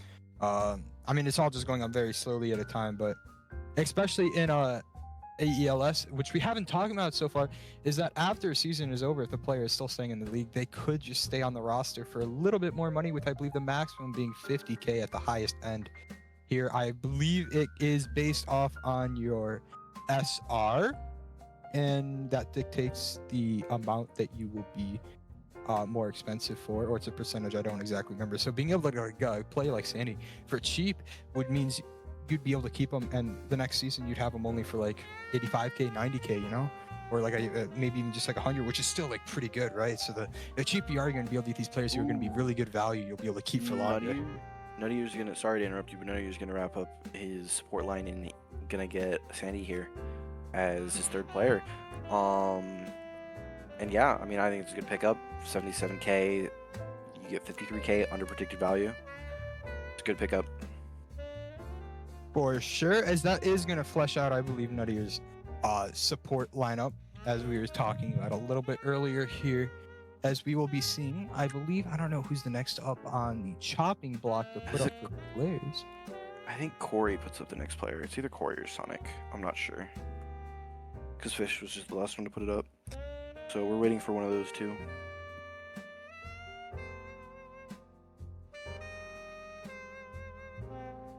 For sure. As yeah, I believe I'm trying to figure out exactly who's on the chopping block here, so we can kind of just pressure. I mean, when's Fancy coming out? Yes, I mean it is Corey on this block here. Oh, I see. Picking a player. Yeah. Para. Para. I like Para. Is it my turn or your turn to do blurb? You know what? How about I just find Para coming in fresh off a victory in last season with the Plus Ultra Penguins. Para is here to show everyone exactly why Emery needs a nerf. Being GM on both support and DPS can now open up opportunities for good one-for-ones within a team. And obviously with the championship skill and game knowledge, Para could be a steal at a projected $75,000 value. Yeah, I'm really high on Para. I think I've expressed this to many people over time. His DPS might be a little high just because he has a GM account, and on AEOC he's a little bit lower, so the 4K on DPS is a little questionable, but that 4K support is value. He's really good at the main support. People know him for the Wu Yang, but he can play more, and I think that's important to look out for. And obviously the predicted value means people are undervaluing him. He could go for a lot cheaper than expected, so someone with a lot of budget who can maybe bid a little more than others and risk getting a player who I think is great value is something maybe to be looked into. As we see Para hit 35k here from Flambeau and the Codfather. Yeah, and especially at 75k feels like such a low number. I mean, with Para sitting at these close to the SR or the SR cap here, that is 3850. I mean, especially with the Emery that we just saw in the Plus Ultra Penguins at 4k, it is going to be a little rough if he gets banned out, but regardless, with it being a high SR league, potentially less is going to be pressured on Para for just having this Emery. So the cheaper you can get a player like this just to really flesh out your hit scan is not too bad here, as we're seeing the main teams that are coming out to bid on these players being Booney, Flambeau, Fish, and War coming out at 25k. Booney's out at 42 from Flambeau Jambo. You go. Yeah, I want to point this out. People point him out as like an Emery kind of one trick. Obviously, that was what it seemed like on the Plus Ultra Penguins last season. But I mean, I was a part of this team. I scrimmed with this guy. His Soj was really good as well. The cast, not as good as the other two, but still decent, still workable. He's more than an Emery player. He's got the hit scan. So if you want to put him on DPS, he has multiple hit scans he could play. If he gets banned, there are options. And I know a couple seasons before that, or the season before that, he was on the flex DPS a little bit, so there is options there. He is a very flexible player. He'll learn whatever you need him to. So there are options outside of just the Emery and the Wu Yang. And I think that's it. 42k to Flambeau Jambo. Really great value, I think. I mean, especially so, 42k is not too bad. And now we wait, I think, for Didn't You See Me to put up the next player. So, to wrap out, I think this will be the end of round 2, maybe 3, I'm not sure. And Tanakby's up.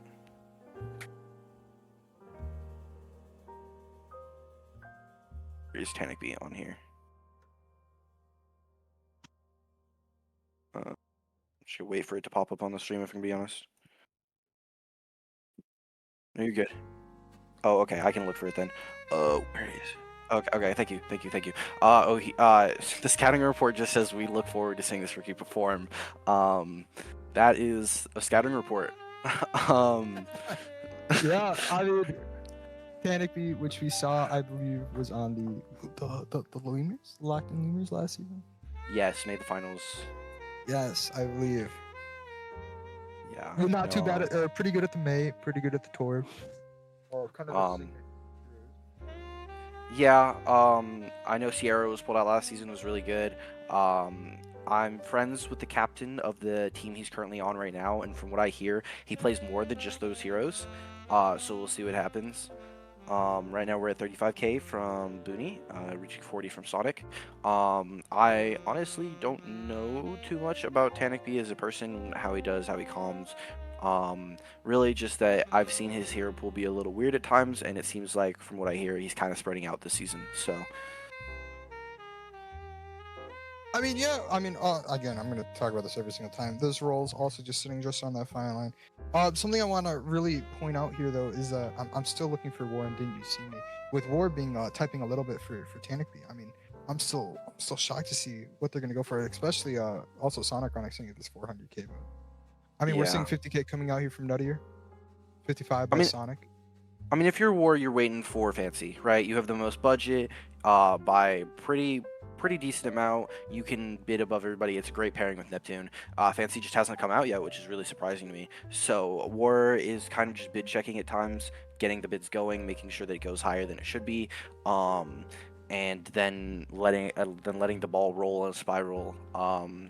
As things go, while Nuttier and Sonic bid battle for Tanakby. Um, yeah, right now we're at 67k for the Signets of Bryn Argyle, Huh? the team name for Oh, Nuttier. yeah, Signets of Bryn. Yeah, I don't. I'm not gonna butcher it. Anyways, we have Sonic Runner coming out I here at might have. $69,000. Um, yeah, I mean, still not too bad. I mean, at least with the guaranteed hero pool of May and Torb, it's just a tiny bit rough to have to put too much money on it. So it's kind of, at least for me, a little not expected, but understanding Mhm. to see it's going a little bit slower here. If they do branch out, I think they're going to be a very very solid player. Possibly even better if they do find another couple characters that are more traditional that they seem to get very exceptional at. This would be a very good player to see multiple seasons in a row in this draft league where you can keep players. Yeah. Right now we're hitting 75k. Nutty, you're looking for a DPS to pair with a Kua, or maybe a tank here. 3800 is right around that SR cap mark. And I mean, we've really only started to see the Tank B tank this season in AEOC. I think there was a SIG against the Ender Dragons last week on Circuit Royale from Tank B. So we're seeing Tank B spread out on those roles. So maybe we can see him play tank for a team. And Tank B is going to go for 75k to Nuttier's team for another steal for Nuttier. Yeah, Nutty is sitting just under the 300k mark. Still has two more players to flesh out themselves with a potential 7 that they do want to go for that. As the next pick coming online for War here is Laura coming onto the board. If you want to read their little Yeah. blurb. Fake SR, end of discussion. I don't know. This guy is playing pretty well for the Super Saiyans right now. Could be a good steal when all your SRs under diamond. I think we're reaching the players where these guys start running out of ideas on the blurbs, on the debriefs or whatever. But I am playing with Laura right now. This guy is like a current diamond player, but has been increased every season. Now he's 3,700 in AUC, and I think his SR is still fake. And you can see right here, right now, he's 350 under the SR cap at 3,500 on DPS. I think that's great value for anyone to look into. And he could easily go for just around his predicted value, or maybe even more, with despite on how some of these budgets look. So For sure, and I believe Laura is known for the hit scan. Correct me if you're wrong. he is. Traditional as a role. I mean, pretty good value. I've personally coached Laura a couple of times about a year ago, year and a half ago. So I've seen what Laura could do, and I mean, I'm a little shocked if it goes much cheaper than what it is right now. Yeah. No. No. I think he's a great player. I wouldn't say he's the most vocal person when it comes to calming, but he's obvious. He doesn't not speak. He'll ask for things. He has great ideas. I think he works really well into a team. Um, so yeah, no, I think this is a great player all around, and I should I would like to see him go for around 130k. But right now we're at 84 from the Seattle Snakes.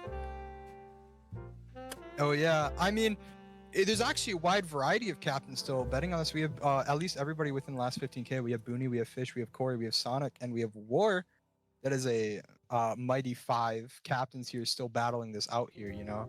So potentially we'll see a couple of people fall out. Probably you'll see Booney or Corey here as they're on the cheaper end of the five. The two people who are not as recent here with it just being War, Fish, and Sonic right now above the 80K marks.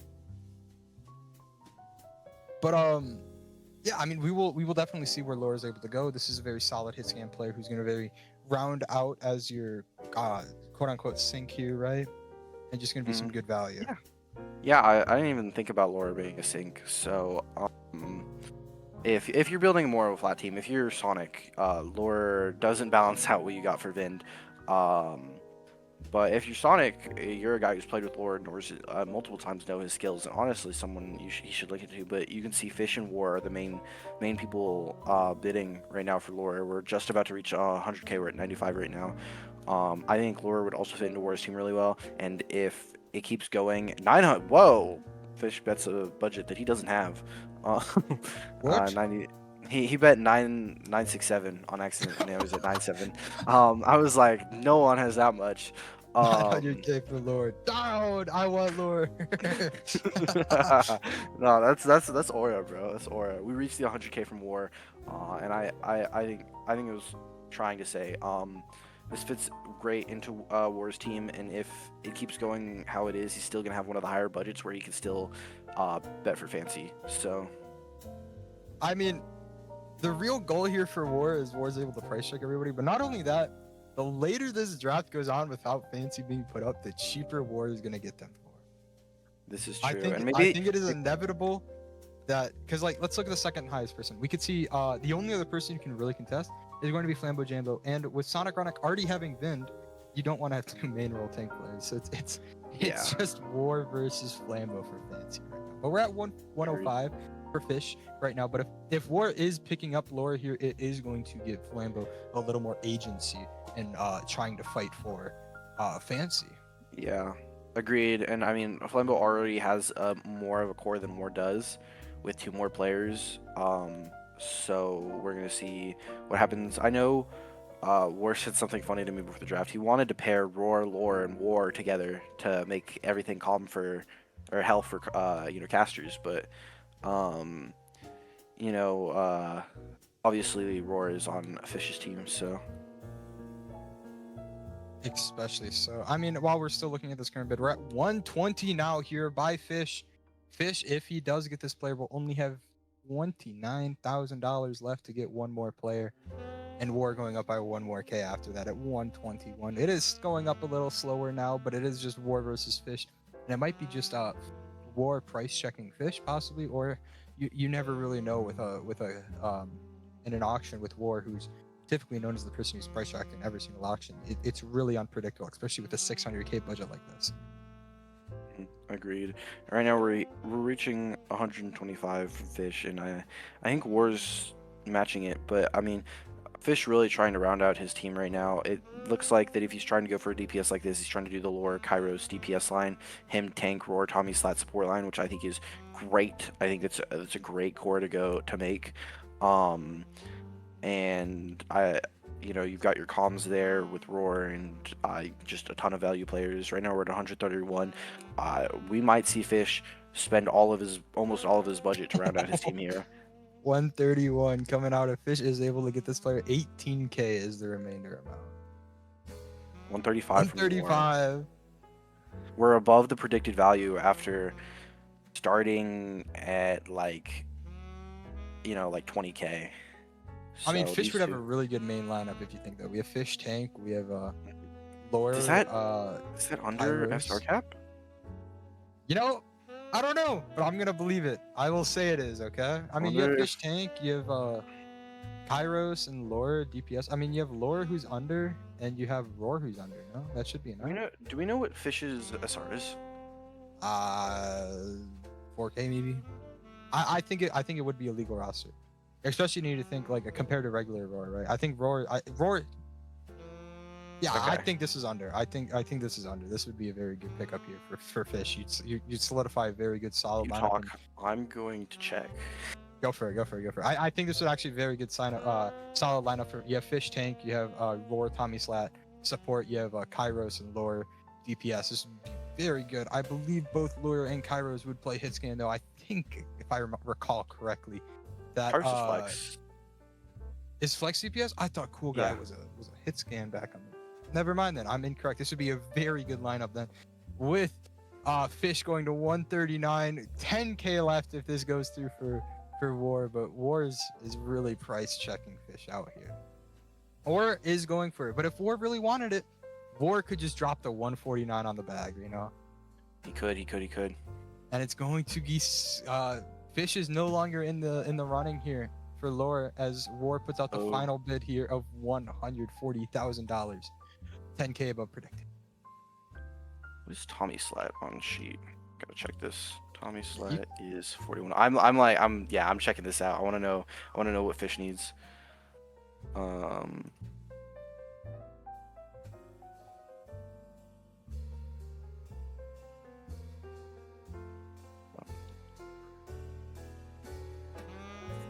Oh wait, that's wrong. Yeah, it seems like that would fit just fine actually. It's pretty much 3 4K players and then 3,500 Roar, 3,500 Lore. I think it's actually under SR cap. No, it should. If the SR cap's 3050 or 3850. Yeah, I mean, yeah. I knew it was gonna be under, but yeah, it is. Looks like it is going to be sold. Nobody's putting the message out there. I'm just waiting in the auction house for. Yeah, it's Fish 30 SR under. So 3,300 or it's 30 SR under. 30 SR. So- Oh my God, that's such a good lineup. And it looks Yes. like we are done here. As Fish is just pinging Booney at this point. We will wait to see who's gonna be the next person out here. Oh, hell yeah, guys! My mom ordered me McDonald's. Yeah, that's perfect. But yeah, Neptune Lore line looking crazy right now. If War is able to somehow outbid somebody for outbid like Nikki. Flambeau or someone, then yeah. Ooh, and Nikki, I think this is a value player. If you want to read the bird. Yo, for sure. And Niki's having a great start to AEOCS 11. Oh my God, that is a Aurora Esports Overwatch Clash Season 11 on the Atoms, and looks to continue that here so far. So far, the hard hit scan meta leaning into the Cassidy Sojourn as well as the newly favored Tracers allowed Aniki to shine with the top of his league mechanics. A team can look to build around him for multiple seasons depending on his price.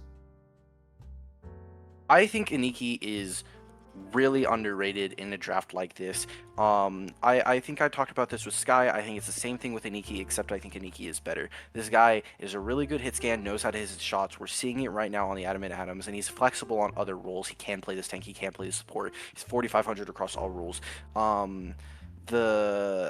The main thing is he is a little quieter than most people, so it's an issue when he is your first overall pick in an AEOC draft, and you're looking for a guy who can calm for your team, and carry the comms, carry everything, and all that stuff.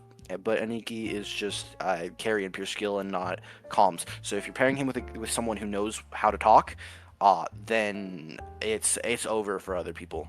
So. I mean, especially so as we're looking at these bids, actually, we're only at $21,000 so far. Coming out here from Booney with War at 20k. War jumping up to 30k here, as we are really just looking for who is going to seal the deal. Like you were saying though, obviously, if you can pair Aniki with a good combo, this is going to be a very, very powerful team. But especially with being champ 5 all roles, it is going to be a little cumbersome to try to fit this into some lineups here with teams that already have like 4 to 5 players, right? We got Booney still coming out here at 31k. Next on the board is still War there at the 30 mark.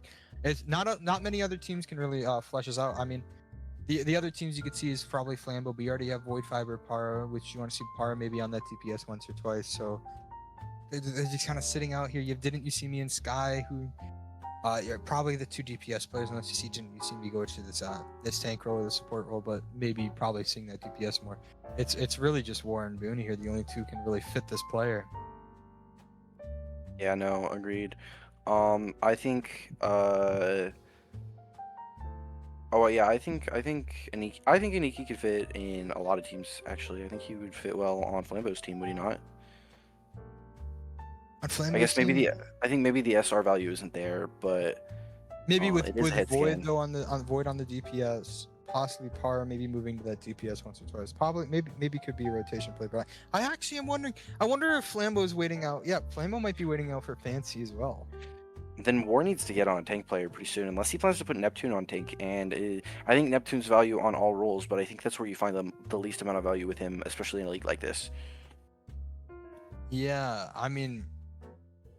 the people who could still attempt to go for Fancy here is actually Sonic, Ronic, Flambeau, Jambo, and Neptune. And Didn't You See Me is all players with 300k plus currently.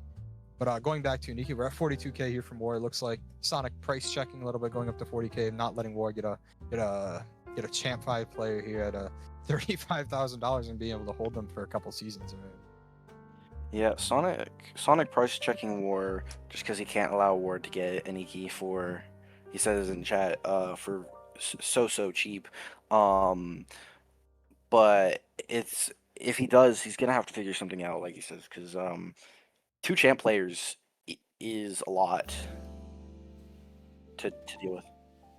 Yeah, 4,800 and 4,500 is a lot to balance. You're probably gonna get a sync like Biggie Stretch or Panini to balance out that team in some sort of way. So Yeah, I do believe it's Sonic purely price. As Nuttier jumps back in at 55k. ooh, that could be a good previous tank. bet at 10k. Interesting. Could be You looking do to have fit to tank. you have to get a DPS map though on Oniki with the preferred role. I think it's fine. You could put a Ku on tank. We've seen it before in the past. True.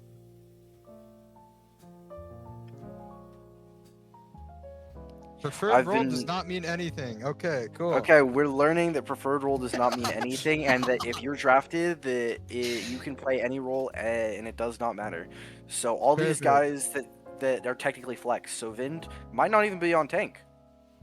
Okay, So, well that helps me out a lot actually to think about more things, talk about it. So.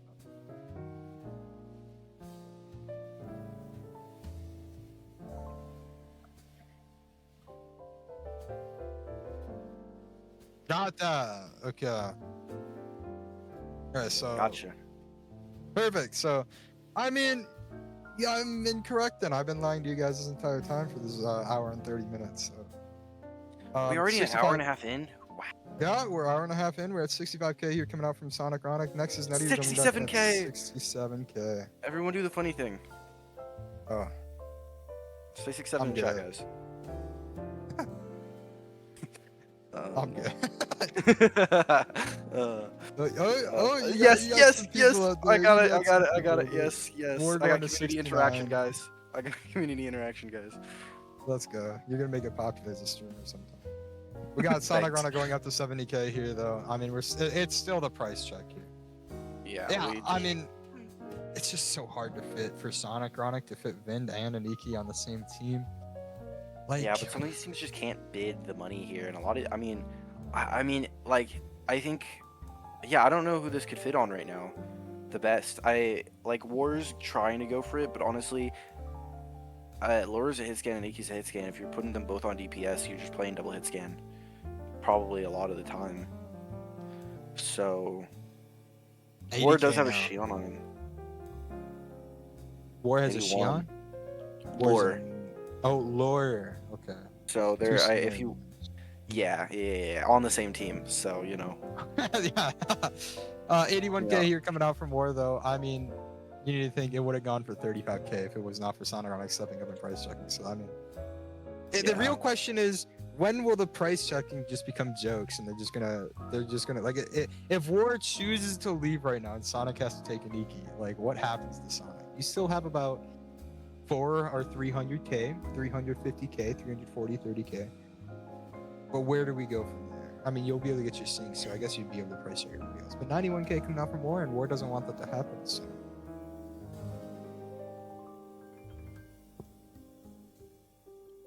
Sorry, I keep getting DMs. No, you're okay, Mr. Popular. We get it. Yeah, no, that's definitely me, guys, Mr. Popular. Everyone knows my name. Anyway, we're at 91k here from War. And it honestly, if you're Sonic, you got it right next to the predicted value. Might just tap out.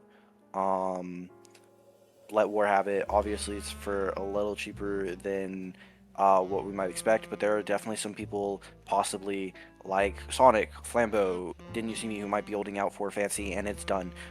So you know, we're definitely not gonna let War get Aniki, Neptune, and Fancy. I don't think that's gonna happen.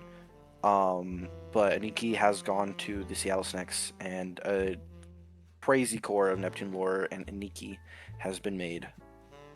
Especially so. I mean, I do think Sonic is literally Sonic has forced himself into. Or he hasn't forced himself in the position, but with every other team picking up a good core, Sonic's the only one who's in position to has to price check Fancy.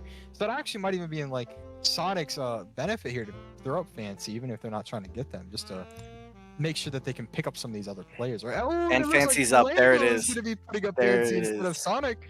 Looks like I'm incorrect. 150k coming out, starting off the board here. You want to read the blue? Oh, yeah, sorry. Fancy makes a return to Aurora after not playing since Season 8. Fancy claims to not play the game as much as they used to, but the recent pugs showed us she still has everything she needs to take over lobbies. Fancy should go high, especially with the lack of tanks in the pool. And we're already at 300k here coming out by Sonic Ronic. I've played with Fancy a couple of times. Obviously a great person, great gamer as well. We saw them especially on the Season 7, is it?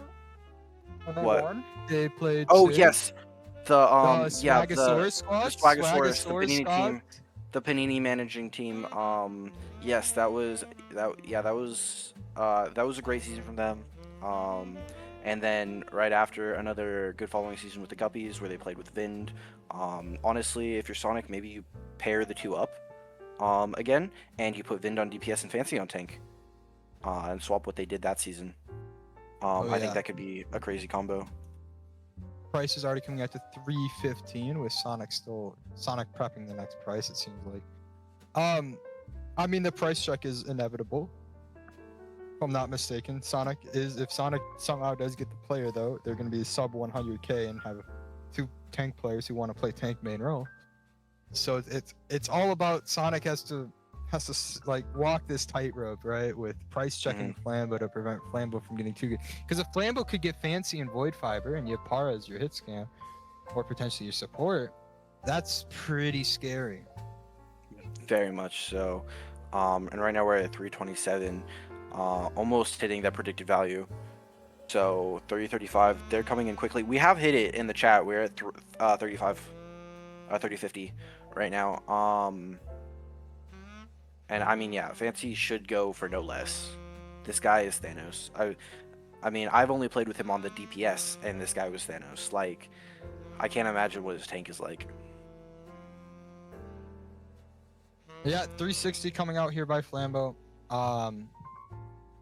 The question is, I mean, Sonic is in theory the only person who can price check at this point, as the next person, the only other person who could would War with 9k left after if they get this player, with less than that, and depending on how much they go up. So it all depends on how much Sonic more wants to price check Flambeau. If Sonic actually went further. Sonic keeps going on this, he's gonna have 60k left. He's gonna have 3 players, him, Vind, and Fancy, and might be a little worrisome. I don't think Sonic is going for this. I actively believe Sonic is literally just as price checking. There's no way Sonic is actually going for this. So it's literally to prevent Flambeau from getting Fancy and having 300k left to flesh out a good support, or somebody who can main role support and flesh that out. Yeah. So Sonic's out. Fancy's gonna go for 37k. It seems like, because no one else has any money. So Fancy's gonna go to the Codfather, and right now we have Void Fiber, Para, and Fancy for a core. Fancy and Para being paired back up, being on the Swagasaurus squad together. So, you know, we've got some coordination with this team as well. And the Codfather are a team to look out for. Especially so, and I believe they're the team with the lowest amount of budget remaining, and I would be correct. But I mean, you have a very solid core so far looking at that, actually.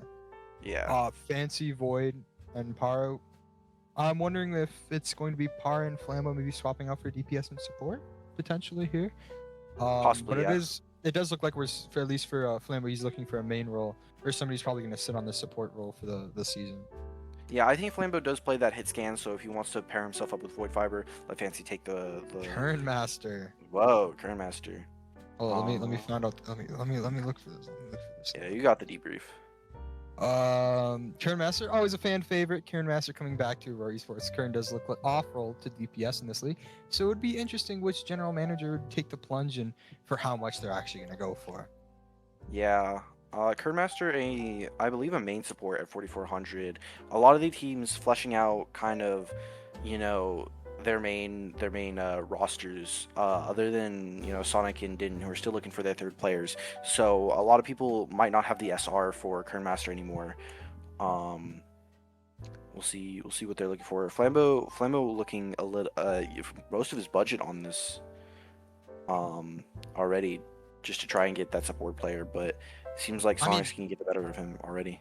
Kern wants main role DPS though, so Oh, does he? Oh. If Flambeau is trying to get Kern, it would be part of Flambeau's support, which wouldn't be too bad actually in itself. But we have Nuttier interjecting here at 117k as well, so we have 3 people bidding so far. Nuttier, interesting. Nuttier, oh, I guess 3 DPS main role or preferred. It'd probably be a Kua tank. It would probably be a Kua tank.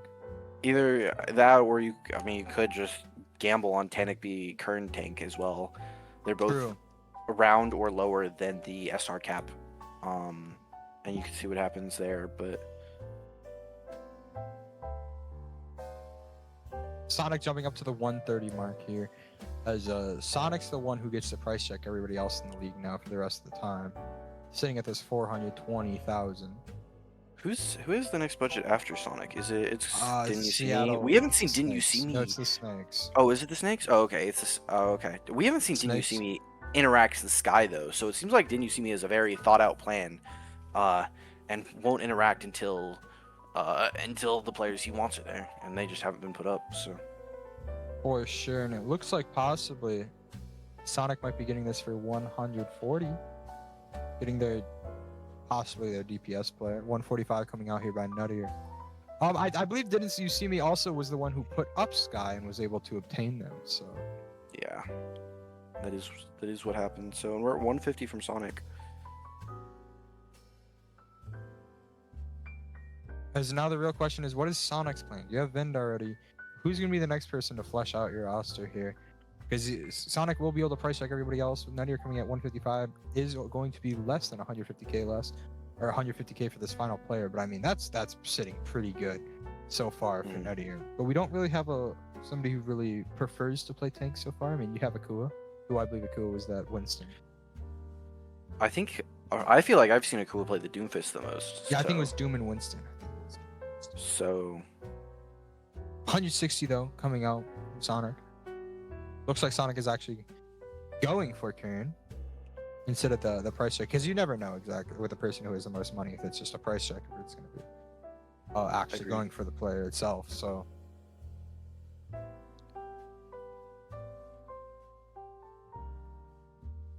it looks like it's slowing down. Potentially we will be seeing it go to Sonic for 160.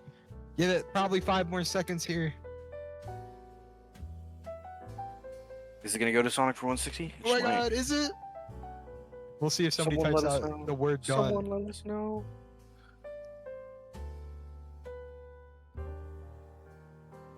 Looks like the war room is being pretty active as we're done. Done. There it is. There it is.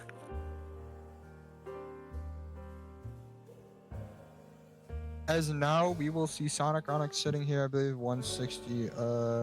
Quick math is 260,000. 260. Yeah.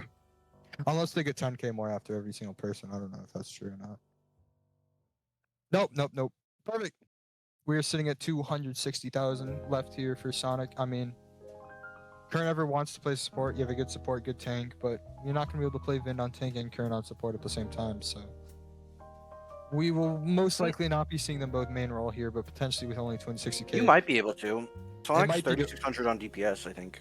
No, he's 4K. Never 36? No, he's 4. Yeah, No, they do need to get if you are going to see them all on their main role, you do have to see some things coming out very shortly. But that's still a good core. You have Sonic, who's going to be playing this like Xion and Flex DPS, with Vind on the tank. So we'll see what's going to go after that. As we're looking for the next player on the board is going to be Andrew. If you want to read that Another out, one of our yes. another one of our sinks in the league right here. Sorry, I'm finding him. After starting his AEOC career as a hitscan DPS, Andrew quickly made the transition over to support, finally getting a chance to play it with the Toucanets. Sorry, I definitely butchered that. And it's been extremely impressive for his SR, which is only 2,800 on the sheet. There's potential to be one of the best sinks in the draft here if a captain wants to invest. And we definitely are going to see some captains wanting to invest into a sink here. Sonic being, one of them. Corey, I don't think Fish really needs someone this low. War maybe. Laura might balance that out. So a couple people here looking for this player possibly. Exactly. So as we actually do have 5 captains so far, who've thrown their hat into the ring, with it being War, Fish, Flambo, Sonic, and Corey. 5 of the 8 captains so far wanting to have a piece of this, but War was the first bet at 10k, so possibly it might not be War. 38 coming out here by Corey, looking for another player to flesh out this support. Do you remember if Andrew was a flex or a main support? I couldn't tell you. Flex support. Flex support. With Kiriko being his best support. So yeah, I mean, Alright. This guy sounds like me. Probably better, but Hey, you never know though. We gotta get you in the TXCX. No, bro. No, that sucks. I hate TXCX. 47k coming up, 50k by Sonic Ronic. I mean, it's slowing down. We only have 3 captains so far, a bit above 35k, with it being Corey, or who've bit above 30k, period. With it being Corey, Sonic Ronic, and Fish. As we are going to see, as it's slowing down just a little bit, Fish throwing 55k out there is going to be sub 100k for his last player, potentially his last 2 players, as you can draft 7 in this. As we are looking to see who this player is going to be going towards. Yep, Sonic right now at the 60k. Definitely with the SR lineup that he has, Andrew on the support fits probably what he's looking for real well, and is currently on his AEOC team, so he knows what Andrew can do. Yeah, and it does look like the bidding is slowing down, as it might be going to Sonic. I mean, that's not too bad. You have a good Kiriko with, you have, let's say, Sonic Kern DPS. I'm not too sure what Kern plays on this DPS role, but you also have Vind on tank. I mean, that might not be too bad. You might be seeing a very brawl-heavy frontline or dive-heavy frontline, and just playing for this straight-out win, right? Trying just to run a team over and not. Yeah. Oh, no, 62 from Corey. Looks like the war room was not done talking after all, as we are seeing this is still up in the air. 65 coming out by Sonic Ronic, and we will be seeing that. Yeah, I mean, both this player, I mean, with the Corey team and the Sonic team, is one of the few teams with less than 4 players. Actually, they're in the half the teams that are less than 4 players. So, I mean, you can't really tell how their comps are going to look too bad with only 4 players so far. So, or with only 3 players each. We're 70. About to hit the predicted value. So, I obviously I don't know Andrew that well, but based on what I know, this is a good player and a good sync that you want to look out for. So, especially so. And it looks like we're done here. Sonic Ronic being able to get Andrew at the 70k mark, as we will see who is next on the chopping block, being Corey.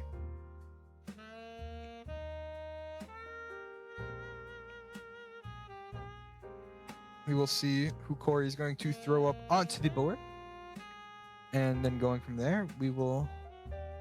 I mean, this could. I don't know. We're still looking for what Didn't You See Me is trying to go for the plan with only 2 players so far, just being Sky and themselves. You never really know. Anything could happen. We could see a curveball, right? But with only 2 players on the board right now, it's kind of you're a little scared. You never know what's going to happen. Yeah. Not too many tank players left on the board, at least for main role, I believe. If I go look, the 2 main role DPS like players, onshore and spicy, right? It's onshore and spicy, 2 main role tank. So we will see. Mm-hmm. I think looking into onshore is probably what Didn't You See Me is looking for, under the SR cap. Good value tank. I can see him waiting for that and then trying to balance the rest of his team around that. It's just how much SR or how much budget does he have after he gets someone like onshore?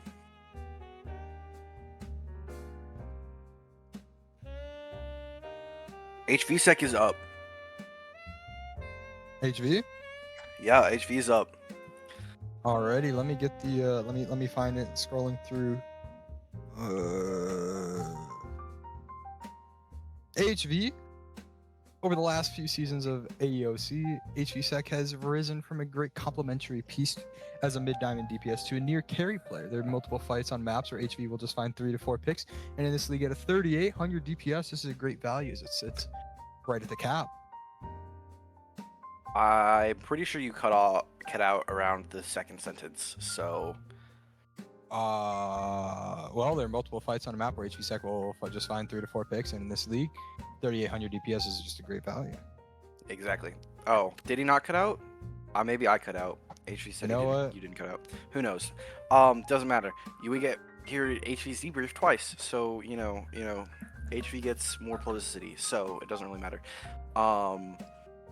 Anyway, HV's a good friend of mine. I think people know this. I think this guy's great value, especially in a league like this. 3,800, right around the SR cap. 3,700 is below the SR cap for support, and his support is really, really good. And in a league where you don't have to play your top role, or your preferred role, HV on the support is something we might look to see. As we see Booney looking to bid for HVSec, as well as Flambeau. It seems like putting his money in the ring. Yeah, 4 people so far. It's been Corey, Flambeau, Fish, and Booney so far. With the top one being Flambeau 40k and Corey being the cheapest for 12. So, I mean, we'll be seeing as Booney's no longer bidding on this. Actually, it's just Flambeau 40k, and the next is Fish at 30. So, we'll see if Fish wants to build for HVSec. But Fish is, I don't even know if Fish is looking for it to be a score with Tommy Slide. Actually, it's not too bad. But it looks like it is going to be sold here to Flambeau Jambo here at 40k. Wow. Pretty good number. Pretty HVSec and Void Fiber on the DPS, Fancy on the tank, Para and Flambeau on the support. That might be crazy. You still have 86k you have 86k still to either price check or figure out your a nice little player to try to flesh out a little more comps you can run. Mm-hmm. As we're waiting for our next player. Oh, here we go. It is Met. Met is put up by Didn't You See Me? Let me look for Met's blurb. Met is someone who's proven to be a solid flex DPS, but also tank and support, showing up in big ways recently in Season 11 of AEOC. I like Met. I think some people see that he has been on some unfortunate teams and try to say that his DPS is not value. I think it is, but if you're Didn't You See Me and you're betting on this like it seems to be, you're probably looking for the value on his tank and support, which are under the SR cap, which balances out his team pretty decently, I like to think. So for sure, but it actually looks like speaking of that, Didn't You See Me had a 70k looking to bid another, but it's 85 currently as the top bid here for Sonic Moronic. Possibly for that support role. 98. Big jump of 13k here coming out for Didn't You See Me. With a 340k, no one really to match other than Wars. So, and Wars last bid is at 80k. We'll be seeing Sonic going to 100 though. War going to 102. 3 people in this running wanting Met. They understand Met's value. 16. 106.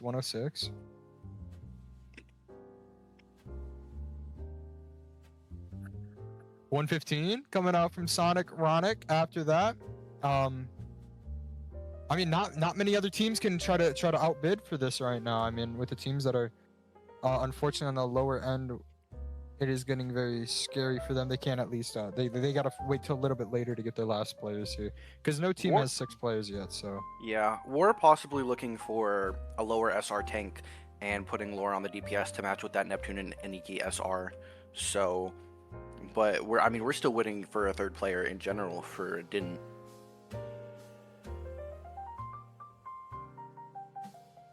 125 coming out from Didn't You See Me?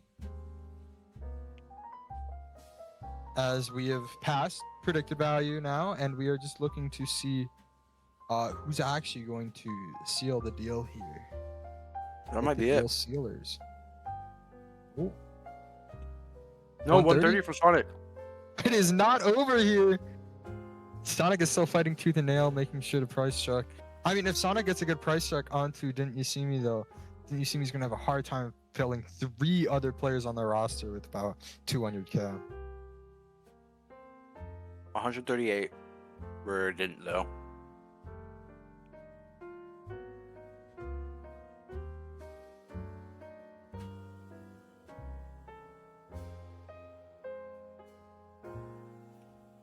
Teams are going to have 6 players, but you can pick up a 7th if you want. If every team picks up 7 players, I believe every player gets drafted, if I'm not incorrect.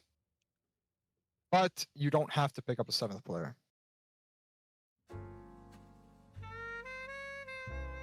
$155 coming out here from Didn't You See Me? As numbers are starting to get real high. Sonic is approaching his limit, his upper limit of 190. 160 coming out from Sonic Ronic. We're 40k over budget right now. Or predicted value, sorry. Yeah, over predicted.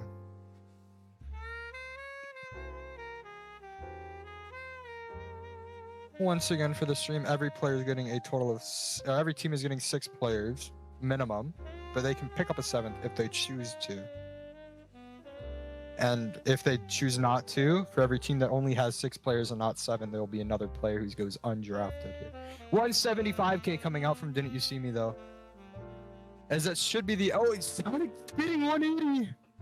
Sonic would be down to 10k. I think he's just trying to price check. It looks like didn't... One... Yeah. Sonic... Yeah. I don't know if he can.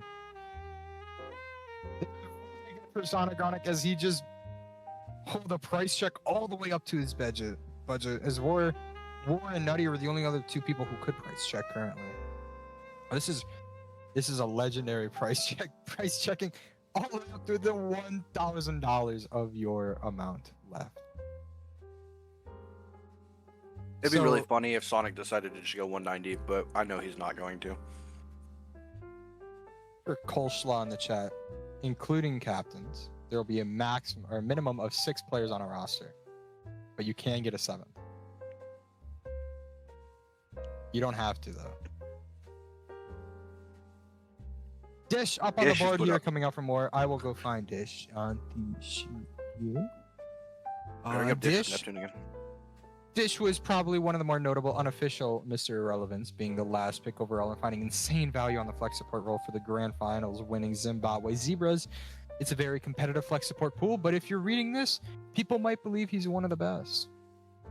Yeah, no, his predicted value is 1k, which is just stupid. I'm just gonna throw that out there. Predicted value only being 1k, and already proven wrong at 5. Like, this is a player that is primarily sport, fits right under the SR cap, has proven himself as a decent player in this league, and has won a rookie of the season. So I think Dish is completely undervalued here, and will fit great on a lot of these teams, especially the Seattle Snicks. So yes, for sure. I mean, there is a couple of players here listed as 1k. I think it's just maybe not. Again, don't take it to heart. If you're reading these predicted values, these are just, we didn't make them. I'm just here.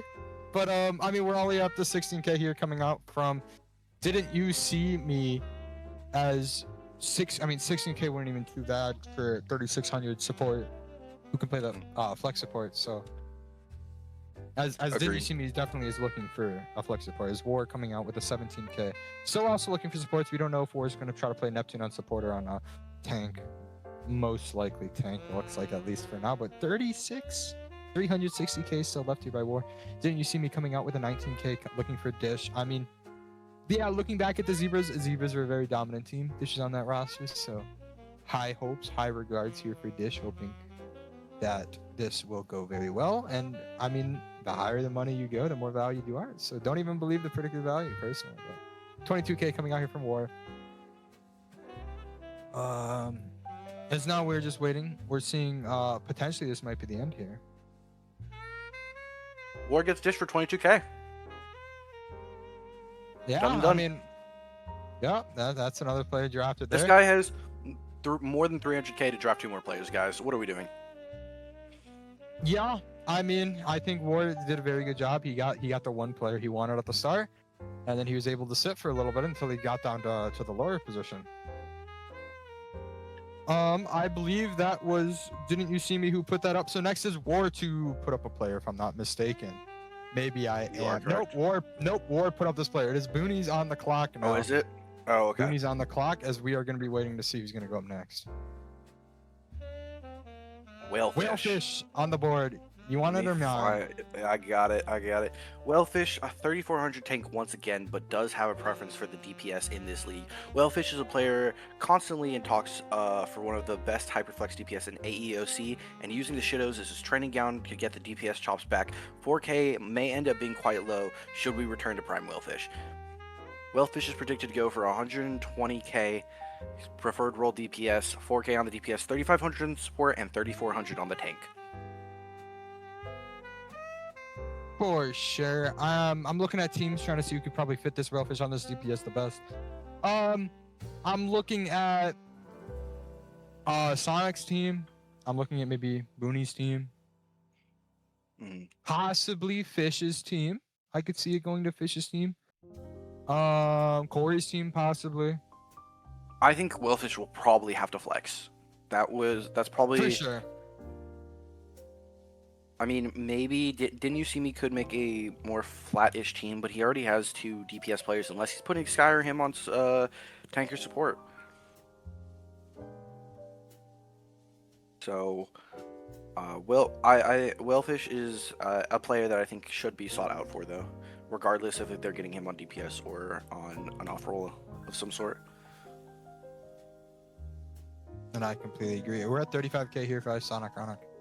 A player I think Whalefish would fit very well on. Agreed.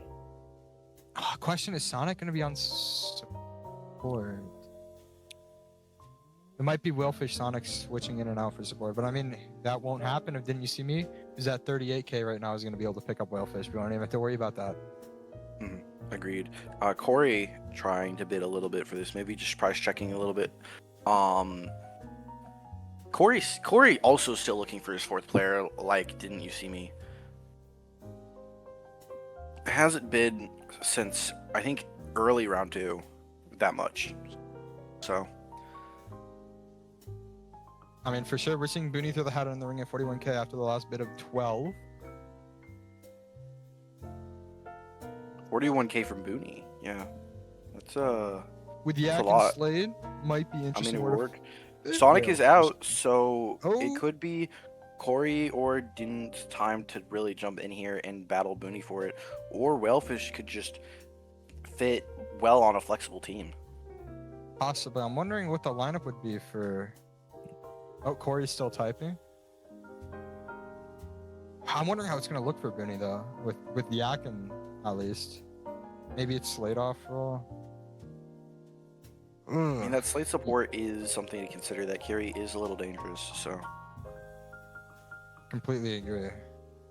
But at least at face glance, it looks a little interesting to think about. Corey's still typing, trying to see if Corey wants to. I see Corey stop typing. I don't. That might be it. Ooh, Dictator Chiller's typing. 42 from Didn't You See Me. Didn't You See Me throwing their hat back into the ring here after thinking long and hard. Probably looking at their draft prep, trying to figure out if they were able to fit. I mean, they only have 3 players on us, so Whalefish going onto the board. But the question is, who's playing tank? Is it Didn't You See Me tank for the Kyoto? It might be or Met. It probably could be Whalefish as well. Yeah, 34. That probably looks pretty good too. But Whalefish or Met, I think, would play tank for that team. I mean, yeah, it's. I don't think you're playing Met DPS on a team with Sky and Didn't You See Me. Maybe.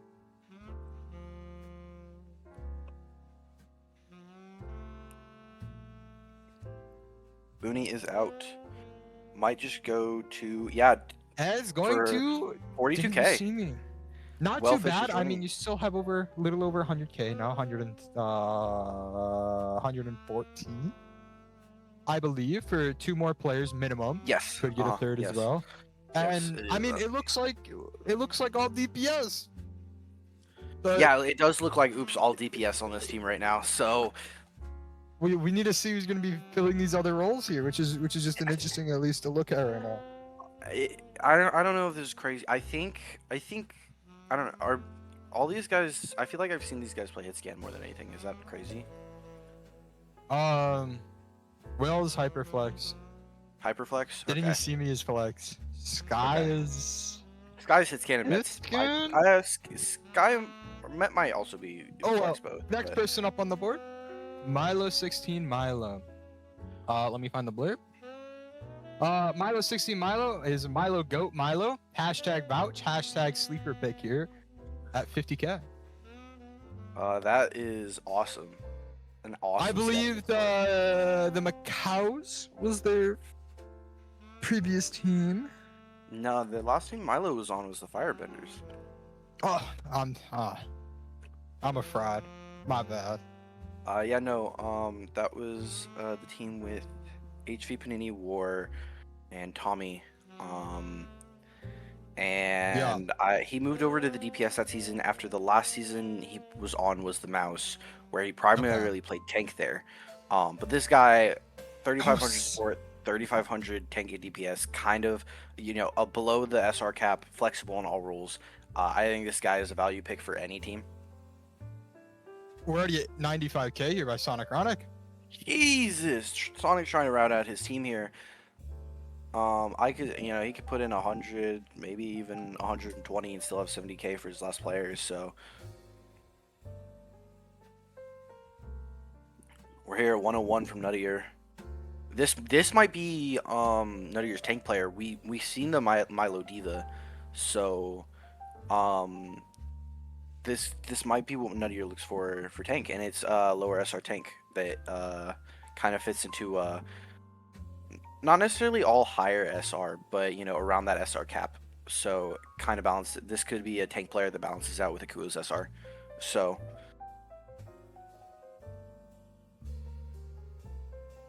yeah. I mean, we are already at 115k here by Sonic Ronic. I mean, Milo is at that SR is practically a scam. So we'll be seeing where Milo's new home for the next season or the first season of Legacy will be. It is slowing down here to the 115k, 116 coming up by War. I mean, War is sitting at 347k so far. The only other person near that is going to be Nuttier at 293. So War can kind of get away with whatever he wants if Nuttier's not going to be. I mean, I haven't seen Nuttier price check too much so far. But we will be seeing who's going to be able to get this player. I mean, another thing to look at, no team has 6 players yet. So exactly, no team yeah. is How many teams do you think will have 7 players? 7 players? Yeah, because that is a thing that can happen. That's a hard question to ask. I think it's a team's going to get too antsy price checking somebody and be stuck with somebody they might not want and then have to get a 7th player to round out their roster is my assumption. Mm-hmm. Do you think if some of these people have higher budgets towards the end, they might also go for a 7th player just because, or? I think there's 6 players who they really want. They're just going to dump everything on. Personally, Mm-hmm. I think these players you're going to try to price check and then get stuck with the player are going to have to drop the 7th player. Is my personal prediction. Gotcha. I can see that happening. Yeah, I know around the theory my behind choosing a 7th player or not. So I wouldn't know. This is the first time we've run it, so there's no real information to go behind. But 165k, this is the highest above predicted value so far, I believe, is my. Wow, I believe so. Yeah, 105k over, 112k. 117. 50-50k. So yeah, sorry, yeah. But I mean, we're about at the 170k mark here, 169 here by War. I mean, this would be very good for War. I mean, you have Dish and Milo. Milo is a cheater at this SR. You got the Neptune tank is probably sealed Neptune on tank Currently, maybe it could be Milo on tank after the Maois as well. You I never don't. I don't. know. Yeah, you put Milo tank here. You put Neptune on support with Dish, and you put Aniki and Laura on DPS. That might go crazy.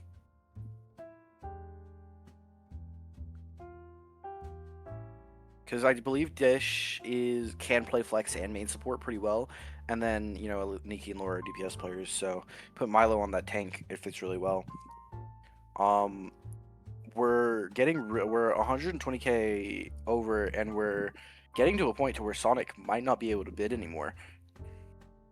At 175 Sonic's at though, 175 still. he might just be I prize mean, checking War. I mean, yeah. I mean, either Milo's the best drafter so far and just perfect fitting, or he's just an elite price checker. He got War up to 180. Or he got Milo up to 180k. Either it fits perfectly, or Yeah. or this is Sonic's second. Like this is his second price check. Yeah. Like this is Sonic actually knows what he's insane. doing. Sonic knows what he's doing. I mean, Sonic has always come out with good drafts, whether it be auction or it be snake draft. Yeah. Sonic has typically came out with a solid team every single time, so I'm not too surprised. But it's shocking to get away with something like this, right? Where you could just get dumped a player possibly you might not want. But for Milo that SR, if you get dumped with Milo, that's perfect for you. You could just run. That's so good being at 35, 34 for every other role.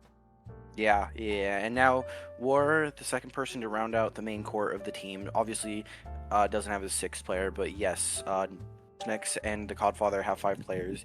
And up next, Nuttier is going to put up Swifters. Let me so go is it find my this. turn? I'll find it. Okay. I mean, one second. What news? Swifters, Mr. Death's pretend himself. Swifters having a good season in the off-roll for his captain, Seattle Speedsters. Swifters can also be a great secondary DPS to complement a carry level one that we saw when paired with Mardox on the Wan Warriors and found success. When Swifters fits on a roster, it may just come down to who was drafted alongside them. As we're seeing right now, the max bid at 15k here, coming out by. Didn't you see me still looking for oops all DPS? Maybe that's the best comp to play dive though. Is all DPS players who want to go in. Maybe that's the best kind of dive. Anyways, maybe 29k here coming up from Nutty. You're going all the way up to 35 after that for Sonic Ronic here. As we're still looking for the first team to fully flesh out their 6-man roster to see if they're going to go for 7. 45 coming out here by Sonic Ronic. 51 from Nuttier. Does Nuttier have the most budget right now? He does, and he's looking out to round out his team. So in a good spot. I don't know how Swifters fits onto his team though, unless he's committing Akua tank. I don't know. If you're Nuttier, I think you wait for onshore. If I'm gonna be honest, you have the most budget, fits your comp pretty perfectly. I mean, yeah. Let me just tab back into the auction house. 99k coming up by Nuttier. I mean, especially with the money like this, you are able to do whatever you want. You're over 100. You're over 100k above the next person on the lineup in terms of money. So 117 coming out. And Sonic has to do his best to price it again as the second richest player right now, or captain right now. Yeah, this guy's either just masterfully prize checking everyone, or these are just multiple players who fit his team really, really well back to back. So,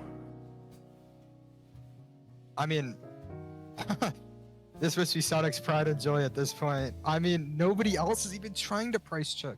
I mean, nobody else can at this point. The only other person who could probably price check realistically would be Corey or War, but the amount to their upper limit is very small. And again, if Nutty choose just to, hey, I'm out, right? You have this player now, so. Swifters is a little bit higher than Milo though, at least for the DPS. Tank role and support's looking the same, but I think his tank is support. I think very similar. I think Milo's support was a little higher, but his tank, I think their tank is the same. Sonic's up to 180. You will have 10k left to draft one more player. Will Nutty drop this? Oh my gosh! Or will Sonic get away with it again? Nuttier could. If I'm Nuttier, I just let it drop. You never know though. Maybe. Nadir could have a plan with Swifters. I mean, you have a cool Tanic B already. Nadir Sandy support, you do need a tank, and Swifters would be pretty decent. I think it would be decently under cap. And it looks Yeah, like I'm not sure. Nadir's slowing down a little bit. Yeah, I think Nadir's debating whether he goes for 181 or not. And we're done, and Sonic's gonna round out his team. Sonic Chronic, Vin, Kernmaster, Andrew, and Swifters is gonna be the core. And yeah, I mean, hopefully Sonic wanted Swifters as 10k on the board. You are not going to be able to really choose your last player. You will No, be not handed really. a player. I mean, actually, if teams don't want 7th players, there will be a decent roster to choose from. But Mhm. assuming all teams want 6 players, but I'm assuming a couple of them are going to want a 7th. But I doubt Sonic will be one of those now, as with not enough money to really look for a 7th. Yeah.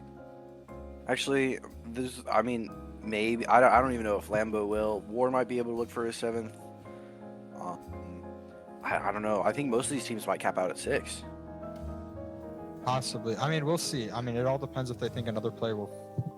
Because you need to think, if all teams have 6 and nobody has 7 yet, if you put a player that you think would flesh out your roster pretty well, but nobody else wants it, like it's really good to look. We do have Sonic Ronic on the clock though right now, trying to figure out what next player he wants to put up, as he already has 5. Razmataz. Okay, I got this one. Razmataz. This support SR could be epic. Raz has always hung around the high masters, low GM range there, so this could be value. As well as this Razmataz DPS looking great for its SR. Might be worth for an investment for a general manager. Razmataz looking at 3,600 support here, definitely lower than we have seen. 3,200 on the DPS, 2,900 on the tank, and they are wanting to play flex, so not even necessarily wanting to play support. So this DPS and support being below cap, just could be done, and no one's really betting for Raz either. I mean, 1k. Let's look. I mean, that's actually not too bad. You have Swifters. The question is, who's going to be the rotation? You get Andrew Raz as a support. You got Ben Tank. 2k coming out. 2 from Din. 2k. Maybe not. Oops, all DPS then. Shout out to the 5K. Highland Horse Girls. 2k. Sonic 5K price coming out. checking. Sonic 5K coming out price for checking. With Sonic- 10K. This It's guy's not- awesome, okay, bro. 5K, that's not price checking. This is just battling for a player he might be able to get. It's like, I mean, I don't know. All in 2k. 2K. Shout out to the Highland Horse Girls. Did I? Oh, Yeah, I think it's Highland Horse Girls.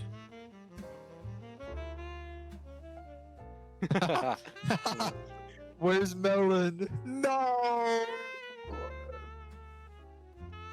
Highland Horse Girls going to the Runheim. 6. Or- Didn't you see me with 6? 6K. It seems like it's just gonna be with these two. So at most, I think Raz might go for 11. Sonic gonna drop 8k. Did you see me go 9? Sonic go 10. Let's see it. If you're Sonic Chronic, you go 10 right here. Force the 11k on Din. 10k. There it is. He's price checking. He's so price. Oh, He's so price checking. He's so price. What happens if all 10k is spent? I guess if he has his 6 players, he just doesn't get a 7th. yeah. I mean, if you got $0, you got $0. Best of luck. You got no money, you got no motion. All I'm gonna say. No bans to spend on anyone. Is Raz going to fill out the rest of the Las Vegas Lunation? Or didn't you see me going to do 11? Maybe we'll find out in about 5 seconds here. I hope so. Dictator Chiller is typing it. It is done. Sonic is $0. Rounded out his team. The Las Vegas Lunation are finalized. It is Sonic Chronic, Vind, Kernmaster, Andrew Swifters, and Razmataz. They cannot get any other players. It's the complete final roster here, folks. For the shadow in the back of the room, are they still able to put up players or no?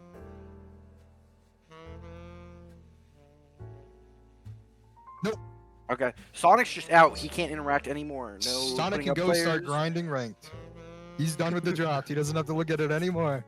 He cannot put up a player because he cannot be stuck with that player. So. Who put up this player? It was Sonic himself. So now we're waiting for Fish to put up a player. Yes. Fish is on the clock here. Looking at his lineup, we're looking for either a support or a DPS, it seems, for Fish. So we will see who it's put up. He is 2 hours, typing. 15 minutes into the auction so far. How's everybody doing in the chat while we wait here? You doing good?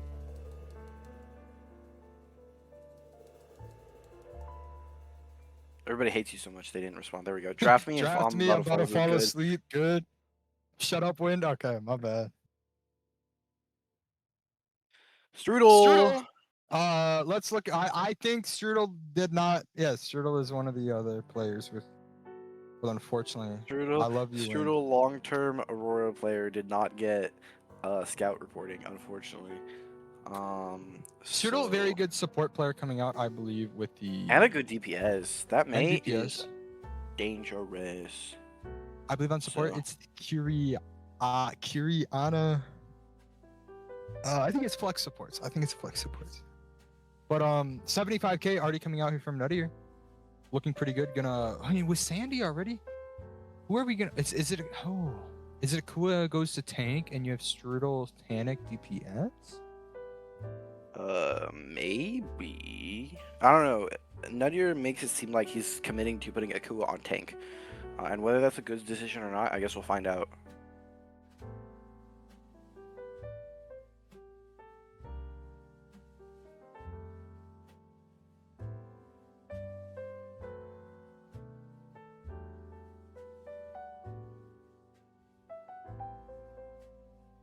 $100k coming out from Didn't You See Me here. Almost betting the whole house.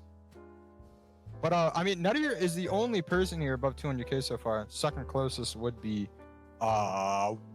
Corey. Corey's still at the 172, right above War at 167.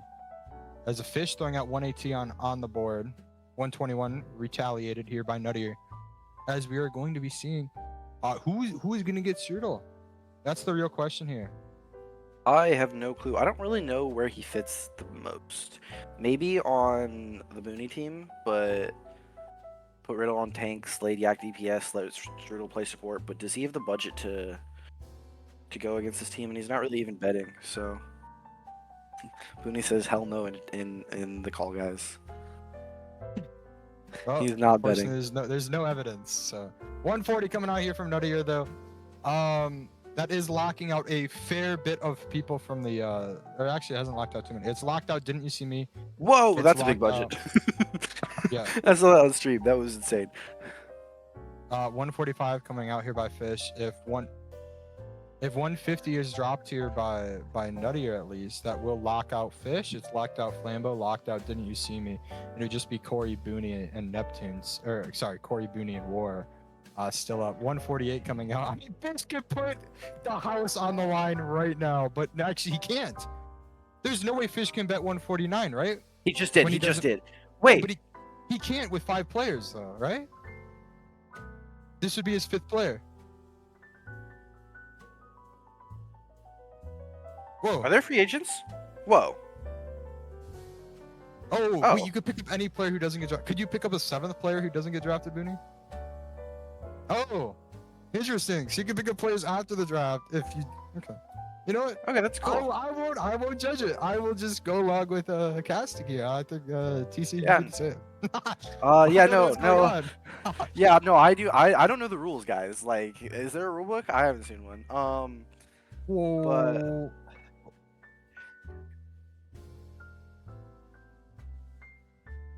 Oh, it's going Okay. 148 to Nuttier. You know, okay, so we're I wrong. think that's Okay. fair and good heart for it because I think ending it, it feels weird, but Okay, so 148 to Nuttier. How much budget is that left? 145. Wow, that's still good budget for Nuttier. For needing one more player. So only team that still needs a 4th is the Corey team. Your team Wind. So y'all are definitely looking for more players to round out the team. Maybe a sync. is maybe in the looks for this team? Possibly. I think Corey's just holding out and is just going to be able to get any players he wants later. I mean, I think it's probably the smart play at least. I mean, I like it because the more people that go, the cheaper the budget's everybody else, and you're able to guarantee 3 more players that you want to get for only like about 60K a pop, you know. So Yeah, and now I think we're waiting for Corey to put someone up. So maybe we'll see someone he might want to yeah, bid for. Corey is on the clock, and we will see what happens here.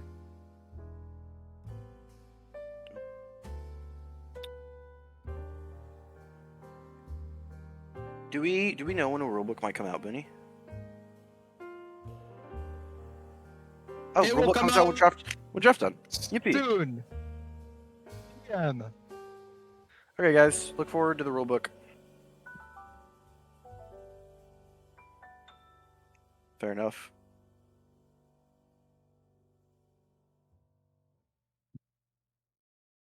Man, we're in Corey taking his time on what he wants to choose. Trying to figure out what he wants to wrap the team up with. Only time will tell, actually. That's the real. Hopefully not too much time. You know, it has been 2 hours and 20 minutes so far, you know, in this beautiful... We're going to hit 3 hours, and you predicted this to be an hour and a half. No, it's okay. I still have water. I'm doing fine. I still got some water. Shout out water, by the way. Water. We love water. Everyone, remember to drink water in the chat. Let's get a water check. Some team here should be sponsored by water. Which team should it? It should be the Codfather, right? Because they're Cod.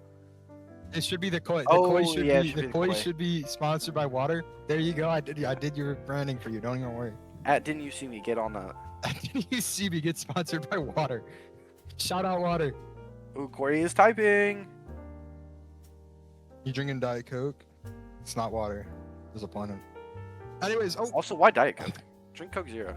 That's what Sai said. I don't know. I know. What's the difference between Coke Zero and Diet Coke? I think the No Zeros taste. No, I think they both have no sugar and they do different replacements, but I think the Zeros for most drinks taste more similar to the actual drinks than Diet, which changed the flavor substantially in my opinion. So Lobster's a big thing on the board. Let me go. Lobster is a player who is sure to be eyed up by any captain and looking to get a great main supporter at a nice price. He can flex to virtually any support on the roster and be a net positive addition to any team environment. Predicted value is 1K, which again, don't pay any mind to. It's just a number they put on there.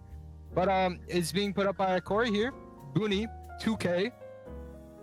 I like that. 2K. With War possibly coming back with another amount. Lobster with this number, you're probably going to see them on support coming out in a league like this. 8K for more. It's moving mountains right now. But with a 3K support, this is what you're probably going to be seeing on one of these lineups here. So 15 for Flambo Jambo. Yeah, we'll see where Lobster goes. Good sync. Question is, who is Lobster going to fit the best onto? Ooh, well, I mean, Corey still, it's hard to tell what he needs necessarily and what he doesn't need. Flambo Jambo's looking to maybe get someone to 1-for-1 with him,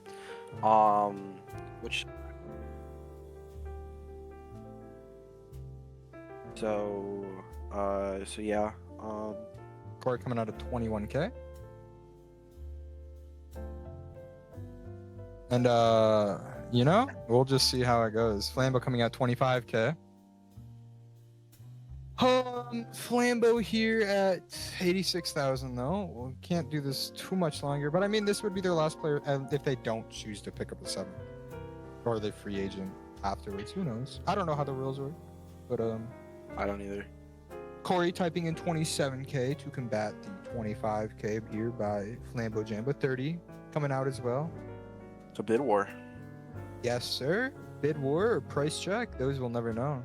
35 coming out here by Corey. Will we see 37? Will we see 39? 38. Why do they do 2 increments sometimes and sometimes 1 increment? Oh. Gotcha. 45 from Flambo. There's just some fancy things behind the scenes that they have to do these weird increments. 47 from Corey. This is why I don't draft auction. It gets too confusing sometimes.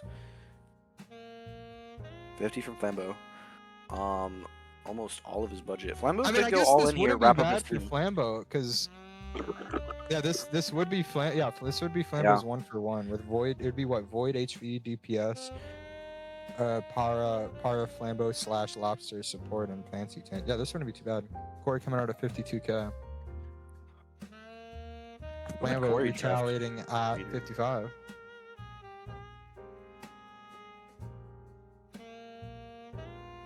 Budget carries over to next season. Oh my gosh.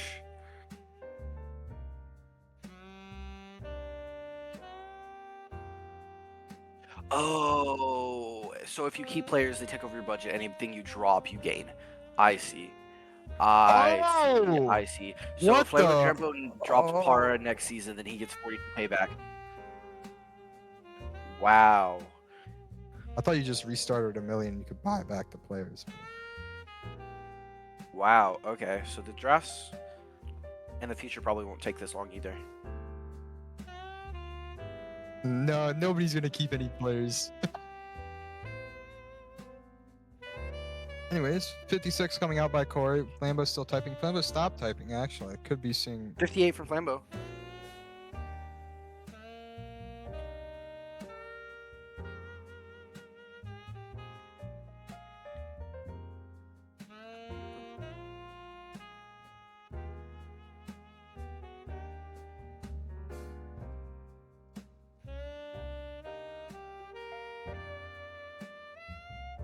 I think it might be 58 to Flambeau.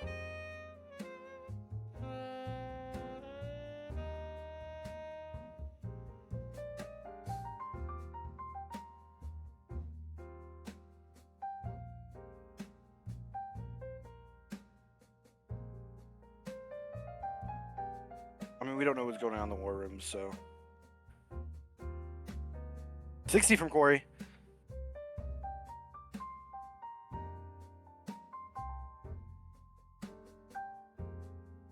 Are we going to see any more from Flambeau? Or is Corey going to get Lobster for 60k?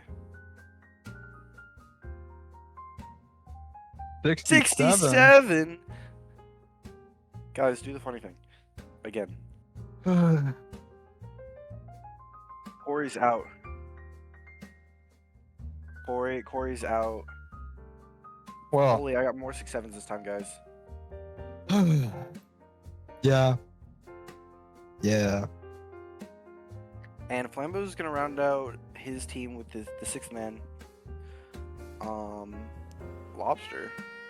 Could look for a 7th, but you know, already has someone they're gonna Flambeau's gonna 1-for-1 with. So maybe not. We'll see what happens. And I think, who are we waiting on next? Is it Didn't to bid up a player? Or is it Corey? I think it's Didn't. Yes. Yeah, Didn't's turn. We're waiting for Didn't to make a choice.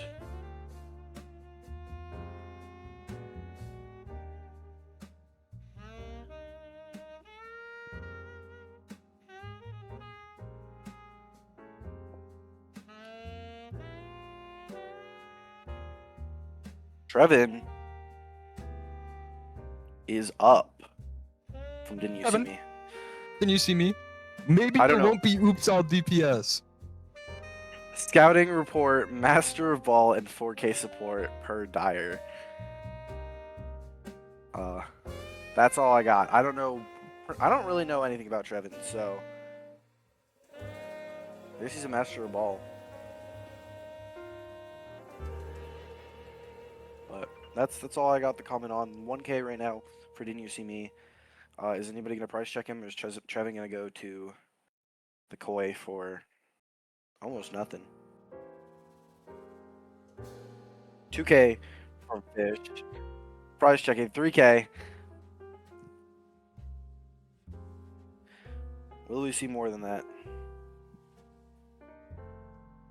I have no clue.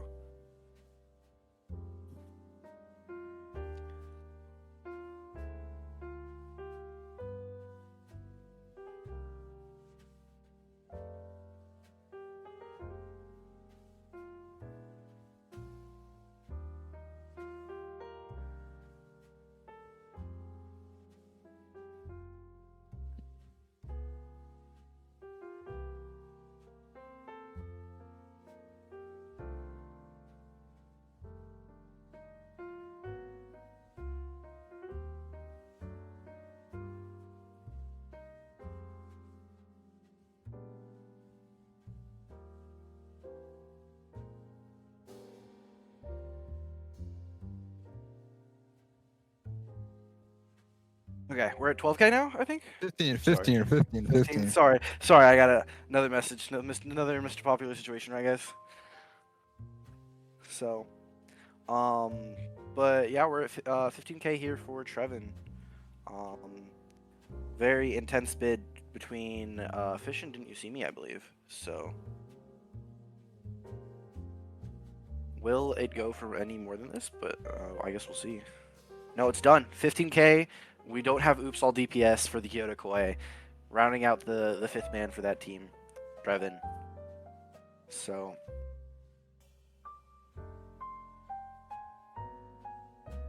who is up next? I think we're waiting for War to put up a player, correct? Correct to him. I believe so. With this pick being put up by, yeah, this pick was put up by Didn't. So next is gonna be War. We have our second team actually. I didn't even realize that got their sixth player was the Flamboy's team. The baddest of the Jack. baddest, Jack. Jack, let me read this one. This is my goat. Go for it, yeah. Okay, winning the championship of our last Aurora Overwatch Clash season should see Jack finding a spot on a roster in AELS. The reason for the low amount of predicted value is a concern on hero pool and general spending on main supports in past auction season. Jack can still pair very well with any high SR DPS, and when with an increased SR cap, Jack's Mercy can be the most valuable compared to AEOC. And I mean, I agree with most of this. Jack's also a longtime friend of mine. I think he's super good on the main support, but what people don't understand is this guy can play pretty much any sport you want. I mean, we saw him on the Juno and the Kiri a little bit on the Penguins last season. This guy can play pretty much anything you want him to. Honestly, the biggest issue you find with him is convincing him to play any hero sometimes. But if you give him his Mercy game, he will do everything else in his power to make sure that team wins. And I think anybody knows that after the last season that Jack has the potential to play above his SR. So.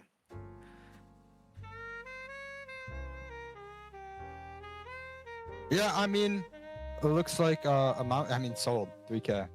Oh, is that it? 3K War gets Jack for 3K. I think that's amazing value. War just got a steal of a sixth player. Snakes for 3K. Yeah, and now he has, if he wishes so, 164K for a seventh player. Like, wow. So, holy steal.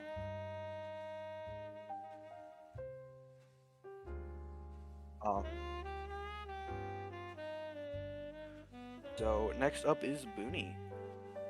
Who are we putting up, Booney? Rue Lubinis. I'll let you take this one, Wind. Rue, I'm looking at, is tied with Neptune for the second highest player in the tournament. Rue is most likely expected to offer 3,500 on tank is a good value. With what we were seeing on the Cats and AEOC, their SR might be still a bit low. Rue may go for cheaper than expected, but in a format like this, like keeping a player like this of this caliber is a massive steal. Rue is 3,500 on tank currently on the sheets, but it's, I think, currently plat. We're seeing some Rue gameplay in AEOC. So it'd be interesting to see them play tank in both leagues, for mostly being known to playing support in AOC, EOC in the past. But a good a support who can play flex and main support at 4,600 can fit a couple of these teams pretty decently. We're just at 1K right now with Booney, and I think it could fit this team pretty well. Needing a support player likely, if you don't put Riddle on the support. So will we see anybody match or raise Booney? Yeah, I mean, with SR is pretty high, other than the tank roll, right? I mean, this would be pretty solid tank, but then it's what, Booney Slade, Booney Yak, or it's Booney Yak, or it's Slade Yak with Booney and Riddle on support then. I have no idea exactly. Well, we'll see when the full draft gets cleared out. 10K coming out here from Nuttier though. It's not going for the 1K. 11 being matched here by Didn't You See Me. 15 going up by Booney as well. Will we see Booney finally get his fifth player?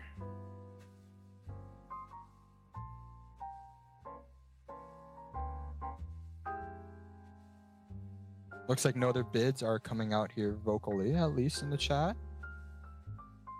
Maybe we'll be going once, going twice.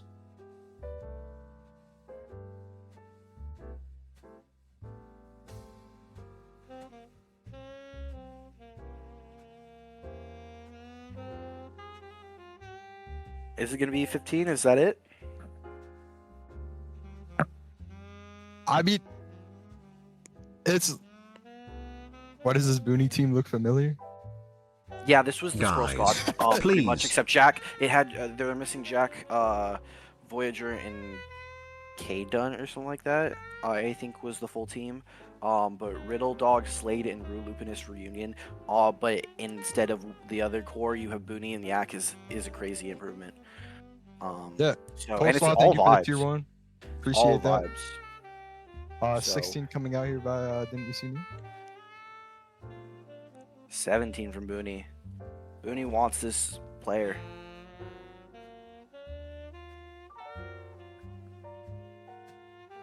Man, I know my teams too well. I don't, so that's perfect. 17 coming out here from Booney.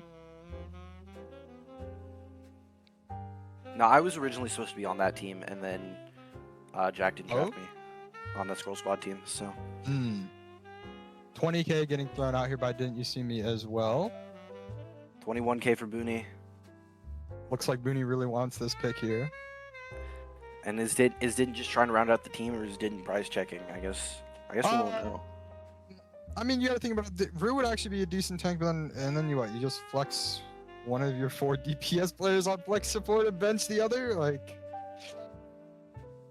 30K coming up from Didn't You See Me. This might actually not be too bad for Didn't You See Me either, because you just get Rue to play tank, and you have 4 DPS players which you can cycle depending on the map and depending on the comp you want to play with Trevin on main support, and you have Rue on tank guaranteed. One of those DPS just has to play flex support, and you can just cycle the other 3 there. Interesting. Yeah. 45K coming out here from Booney though.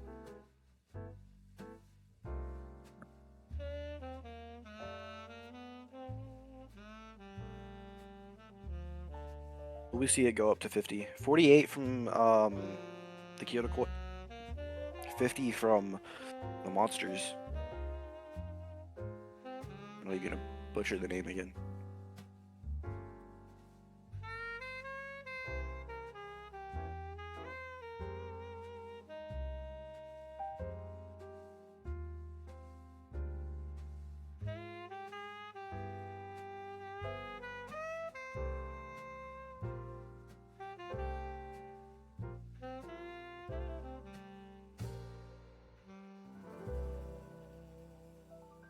We're at 75 and done for Booney. Sorry. To round out the main core, Rue Lupinus is going to link up with Riddle Dog and Slade again for a Squirrel Squad reunion. So, and immediately Nuttier is going to put Frost out there for 27K. Just right off the bat. Yes, and that will be the 6 players here for the. Frost, no, that would be the 5 players for the. Reinhardt. For Frost, the scout reporting says, do you need a Malga Venture or Jetpack cat? If so, you are in the right place. So that is what Frost is kind of known for. So. Yeah, I mean, we've seen Frost on the Persistent Pyros. I know that one. With playing Maga, especially with Claude, who's on that cat. I mean, rolls are pretty decent. I believe they calm a little bit too, so.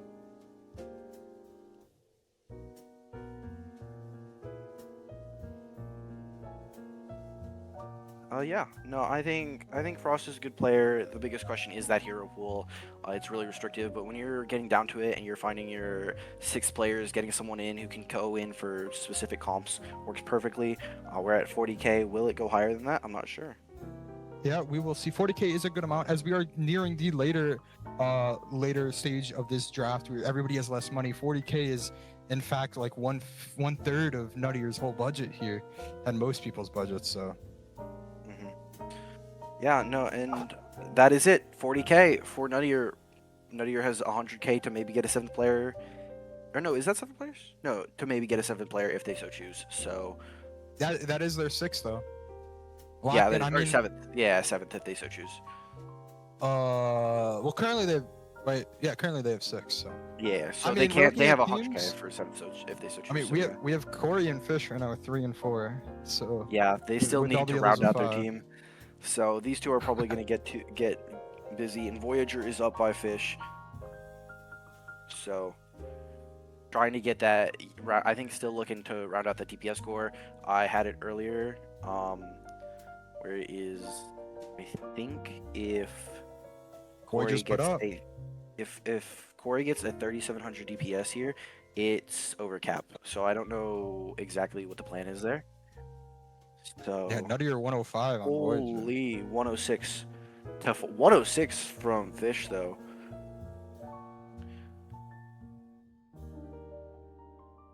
Possibly. Corey maybe bids, but I don't. Who knows what he is cooking? He hasn't really interacted with too much in such a long time, so maybe he's just playing the long game. Yeah. 107 from Corey. There it is. Did we reach the Voyager blurb? I don't think we did. This seems like the format for Voyager. Voyager is a mid-master's DPS can be the second or third piece on a super team, where the attention has to be drawn elsewhere, allowing Voyager to play their game. We saw a sample when he was paired with Didn't You See Me on the Wunks, so possibly pairing him with maybe a Corey DPS or someone else on DPS is a possible cook. 108 from Fish though, 110 from Corey. Corey seems to be going in on this a little bit. So yeah, I mean these are the only two teams I can pick it up, and I think Corey kind of has to here.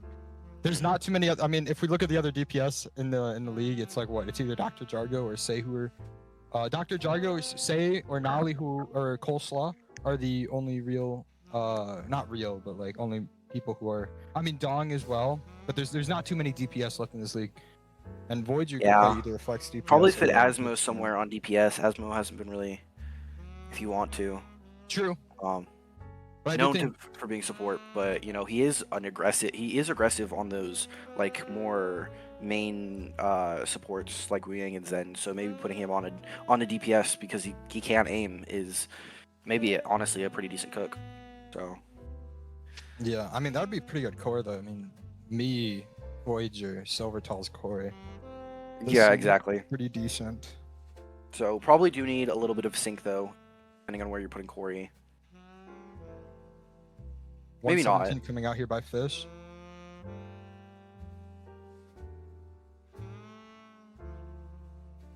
$120 coming out by Corey. I mean, Corey has the chance to outbid here, but is it worth when you still need at least 3 players?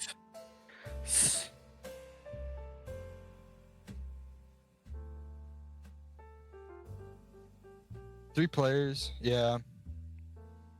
I guess with the free agents thing, maybe. If nobody else wants a 7th player, Corey getting Voyager for 120. Done. Having 52k left to get 2 other players minimum. That's a good 4. That's a good core. That is a really good core. I can speak out now. I'm spam DMing Corey. Are you? Just a little bit. Is that who you've been messaging? Well, yeah, the person who drafted me. I got a message, right? Peek.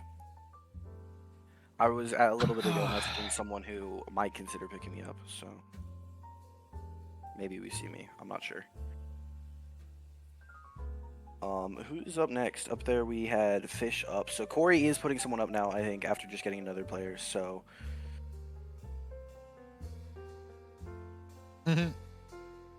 Yeah, I mean, we're still looking for 2 players here on the Fish and the Corey team. 1 more, at least for Didn't You See Me and Booney, to fully round out their teams, as the other 4 are debating if they want a 7th player or not.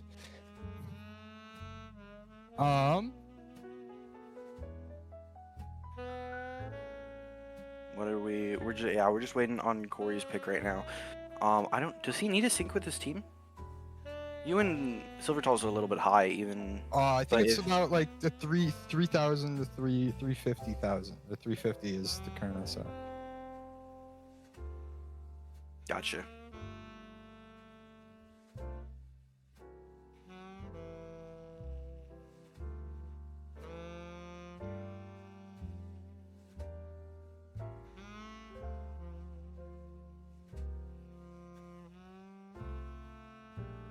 Yeah, we will see who the next player is going to be put up.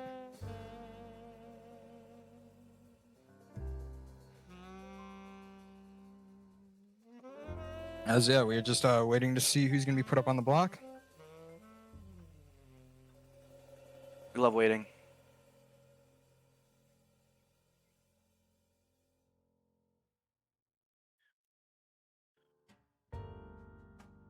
Oh, hey, it's me. There we are. Hi. I'm TC up. up on the board. I will read your. Hold up.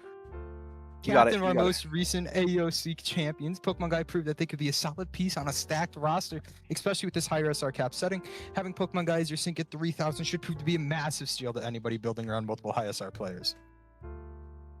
Yeah, no, I don't know. I think I'm known for the Kiriko, but I have been branching out a little bit. Juno and the Mizuki, the Wu-Yang are things that I could play. I'm also willing to learn things. I can play DPS if you need me to. It kind of looked a little iffy in my most recent match on our first map, but I definitely I think decent on the May. But yeah, I'm willing to learn anything for any team. If they need me to. So hey, hell, I'll even get on the tank if I need to, guys. 10K currently being the top bid here by Booney. 12 is next for Corey. As we are just trying to figure. I mean, it's still on Fish and Corey to figure out these two last players though that they need to get. But I mean, Yeah. I guess with this free agent roster, I mean, this free agent system, I don't understand. It should be in the rulebook later. But 13K coming out from Booney, next to 15K here from Corey. As we are looking to who's going to be able to get TC. Yeah, The one and only Pokemon Guy, Toon Crater. the two people that are bidding for me right now, I'd love to end up on either team. I mean, when you're awesome, I'd love to play with Corey, Silver Tall's Voyager, but I also love the group on the Monsters. Booney's awesome. I've been wanting to play with Riddle. I've played with Rue's awesome, and Yak. I've played with both of them. Slade's a really good friend of mine now, so I'd be willing to play for either of these teams, and I'd be excited. So. Yeah, I mean, you're at 19K right now. We'll see if anybody goes higher. We have Booney at 20, I believe. With Corey and Booney, the two main people bidding, we have Booney at 80K left and Corey with 20K left. So we'll see what either team is going to cap out here. Corey at 21,000. I did not think I would go for this much. I didn't even think I was gonna get drafted. If I'm gonna be for real. So, and Booney is out. It looks like I'm gonna go to the. War is gonna put 22. War's jumping in on this, looking for the 7th player with 164 on the clock. He's just trying to bid 30K. He's bidding Corey up. There are other syncs if Corey wants to look into it. So, I could go to the Seattle Snakes. Also, a team I would like to play for. I've played with Jack. I've played with Laura. Neptune and Milo are people I've been wanting to play with for a bit. Aniki and Dish seem pretty cool. So, but yeah.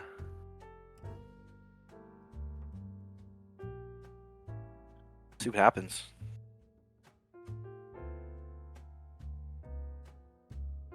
$32K out here by War. And we will see if this... Oh my gosh! And Corey's going to drop, and now War is locked in with his 7 players, is unable to use the rest of his money to price check. So we'll be seeing as this is the first 7-team roster here. Wow, okay, I'm going to the Seattle Snakes, guys. Me and Laura get to team up like 2 times. This is awesome. Wow. That means you have to win both leagues, right? Yeah, me and Laura are about to win both leagues. You have to. Your synergy has to be through the roof at this point. No, I'm so excited. So I'm feeling really good right now. So hey, I'm just glad to get drafted. I'm glad that 3 teams actually looked into me. I feel good about this. So let me check who's next on the clock. This was Corey's last time, as we are now looking at didn't you see me for putting up the next player. Yeah.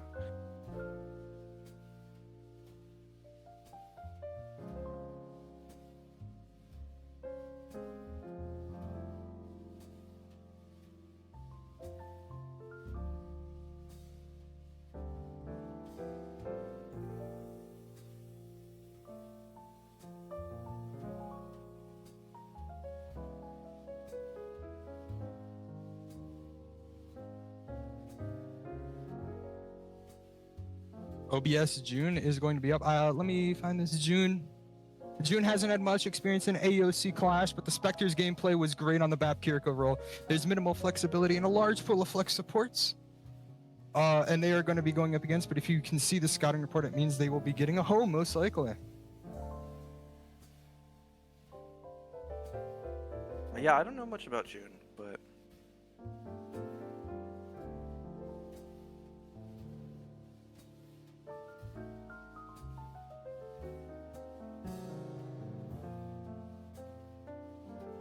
yeah, no. Who put this up? It was the Koi. So once again, trying to get some more supports on the team. I wonder if Trevin's maybe gonna look to play the tank. With that W ball that I saw in the thing. So 40K from Fish. That's a big jump. Yeah. I mean, 13 to 40 is a large jump. We're definitely seeing who Fish wants next year. 3,700 support's not too bad at all.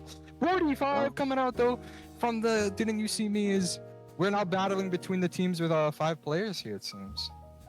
Yeah.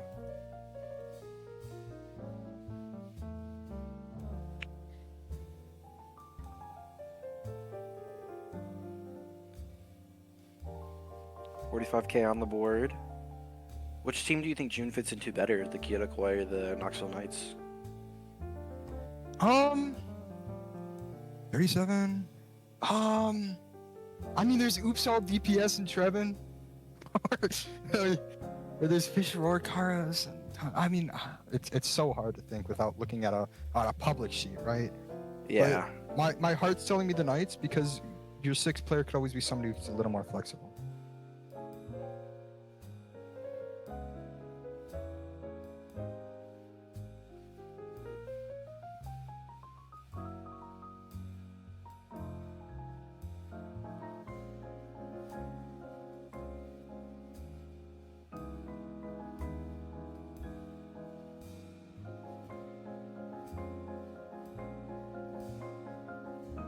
DK up right now. These two really looking Yeah, to 60 find coming out here players to from round out Fish. this team.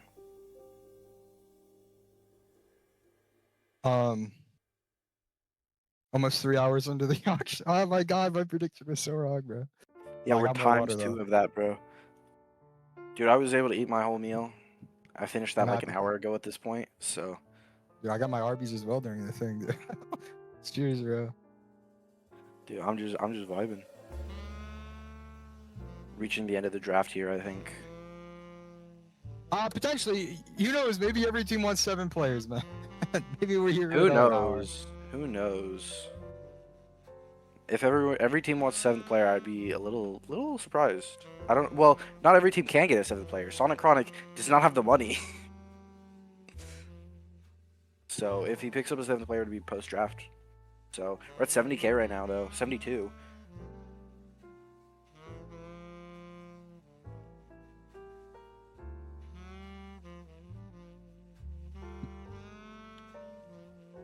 Yeah, 72K. 75 coming up by Fish as well. I mean, this is a battle between both. Trying to figure out to flesh out their roster.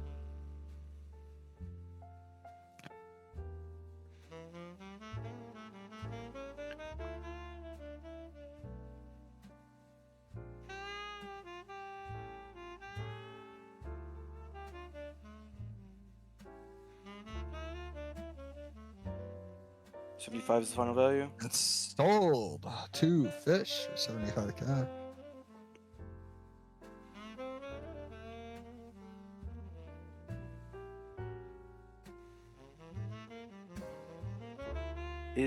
War wouldn't put anybody up next, so I think it's Booney, right?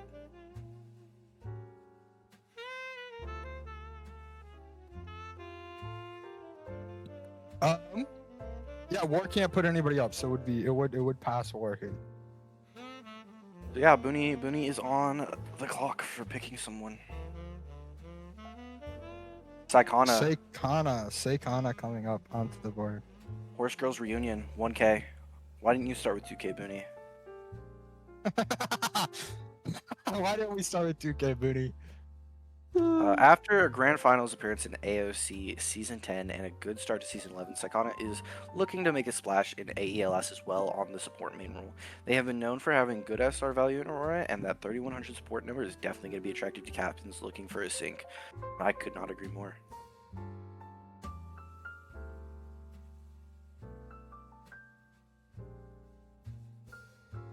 For sure, as we are going to be looking if there's any bids going in, is it still Seikana at 1K? 1K. It's Should be not 2. 2. Booney should type 2K right now. True. 3K coming out from Corey. 4 from Booney. I believe if Corey gets this, there will be 150 SR missing. From the total amount, so a total of 30 SR away from the cap, which would be really good actually I know. for a main lineup. Corey at 5, Booney at 4. Didn't you see me throwing the hat in the ring at 6? Booney at 10.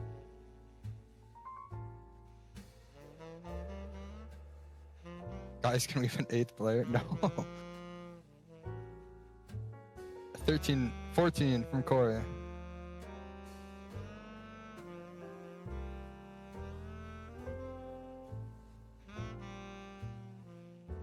We'll see if it goes any higher than 14. 25 from Booney. Jumping 11. Whoa. Big 25 spender. from... Wonder where Booney is right now. Does he have the One most could money ever right now? know. No, the Koi do. Oh no, the Snakes. Well, the Snakes do, but they still have 100. Dude, War has 132 Snakes can't budget buy still him. with a 7 players. He's gonna lead into next season with so much For money. sure, but the question is, how much can they make do with this season? That's always going to be the question. At least. Yeah. Well, I don't. His So- team's kind of crazy. 26 from Corey. 27 from Booney. I mean, you have Nuttier, who's the most right now, who has the most money currently in there with 6 players. Yeah, that's true. Well, I think you only Corey get to with keep so many 28? players into next season, I believe. I think it's 3. So- Yeah, so War's gonna drop even more people than Nuttier will, so he'll get more money back. But yeah, I mean, okay, you need to think though. Essentially, you just have your cap reset at 1 million, but you could buy back your players. Like, it's not like you That's have true. more money. You'll have the same amount Yeah, of money. It's just that's that true. depends on who you hold. 35 from Booney though. Corey That's with fair. 28. Essentially, everybody goes back to the amount, but you can keep 3 players. Voices in the back room. Does keeping yourself count as one of the players, or can you keep a total of? Okay, so they could only keep 2. So Nuttier could only keep 2 players. Gotcha. 38 from Booney, 36 from Corey.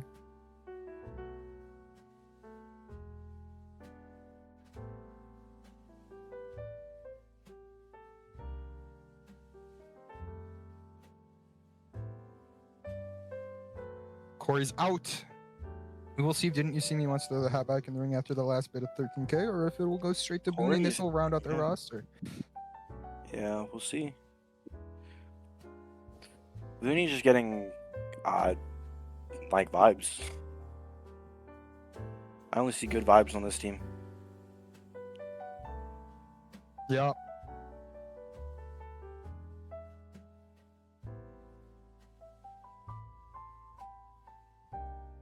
Next player put up is Dong by Nuttier. Ooh. You want to read it? Or should I?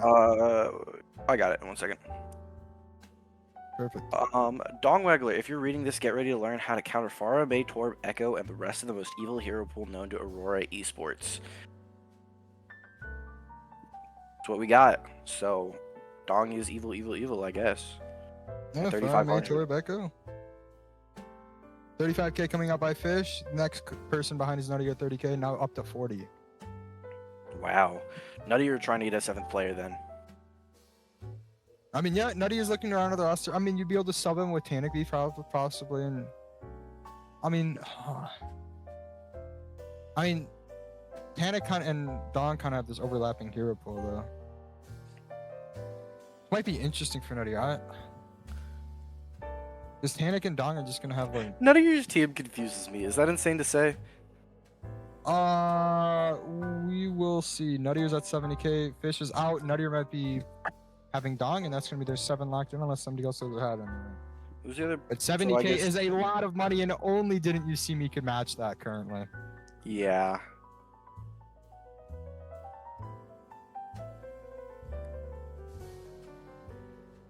I think that's probably gonna be it. So, Nuttier is going to be out and rounding out his team. So we'll have 3 rounded out teams: the Saddle Snakes, the Nuttier team, and the Sonic Chronic team. So, Still waiting for Corey to even get a fifth man. Yeah, I mean, second team locked in here, 70K for Dong Wagley. I mean, you need to think though. Bora is no longer able to price check people. Nuttier can't price check people. Sonic the only can't. person who can really price check now is Didn't You See Me? Yeah. Who And still it's can probably- get 2 players. So. Yes, but we'll see what. I mean, we still just have to see what Corey's going to do with 2 players remaining on the board. Mhm.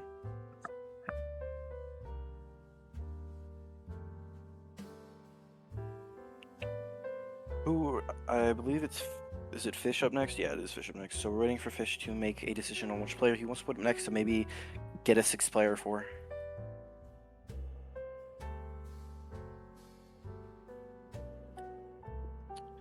That makes sense, I think. And Asmodeus is on the board. Do you want to read his debrief, or do you want me to? Yeah, for sure. It's our favorite Wu Ying and Zen player, one of the most dangerous players and potential undercap value pick. Especially when you think Asmo's tank here also just got to mid masters. Yeah, this within guy. these past few weeks. This guy might not play support this season, but those tank and DPS roles are going to be so value for some of these teams that might be a little over cap right now.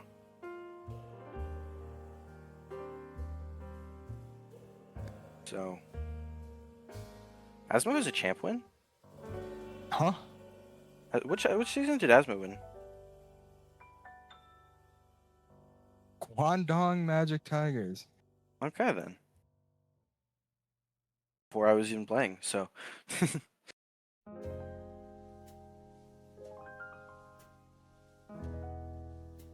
74K here from Didn't You See Me, and immediately just going to just be done because nobody else can bet.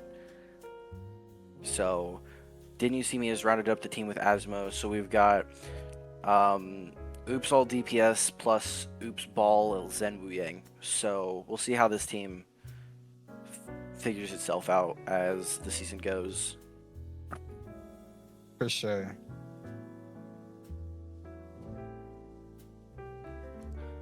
Up next, I think, is Corey. Corey still looking out up to, Or 4 find a players. 5th still. player. Still Yeah. looking for a 5th player here, Wind. I Who mean- do you think? Who do you want? Who do I want? I'll say Yeah. it after. Because, like, you never know. Maybe Fish is listening, or then you see he's listening, you know? Like, I might have some info, like. I mean, maybe. We've got Nolly, Coleslaw, Onshore, It's Spicy, Warblehawk, Panini, Biggie Stretch, and Buns Bronson still on the board. So a couple options here to pick from. So Corey probably looking for a support, maybe a DPS, and Corey puts himself on support and do a big sync. Warblehawk, Panini could be a good look. Definitely like gold, plat, DPS that he could pair with Voyager, but who knows? And have like a stacked support line. I think Corey and Silvertals both play flex, don't they? Sorry, one more time? Corey and Silvertals are both flex supports, aren't they? Corey y'all- and y'all- Silvertals are flex support? Yes, Yeah. but I think Ooh, Corey Nolly. also has the DPS, so. Oh, okay, so y'all are looking for It could Nolly's be either up. or. It all depends what happens, Yeah. you know? Now he's on Nolly the is clock. on the board. I'll read it. Let me go find it. Nolly has risen from the low SR IGL to a legit low SR value pick on the DPS. The Freya, Tracer, and Honor especially stand out from our hero pool, going band for band with players hundreds of SR higher than them. We could see a buy low and keep option here and let them improve and grow on the roster and eventually become a standout piece on the cheap. Yeah. With some of these rosters being filled out, I don't know how many teams are going to look to grab Nolly here. It's going to be Fish. Maybe even going up to 5K, maybe just price checking, maybe trying to get a lower SR player, but only teams really probably looking for Nolly here are the Wolves and the Knights.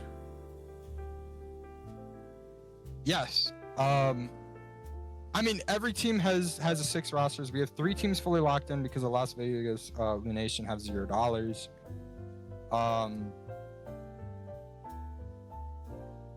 6K coming out from Corey after 5 from Fish. 10 from Fish coming out. I mean, I guess the benefit for Corey is with the later that you start drafting your players, I guess the less money everybody has, so they price check less. Mhm. So you can get your players that you want for a little cheaper, right?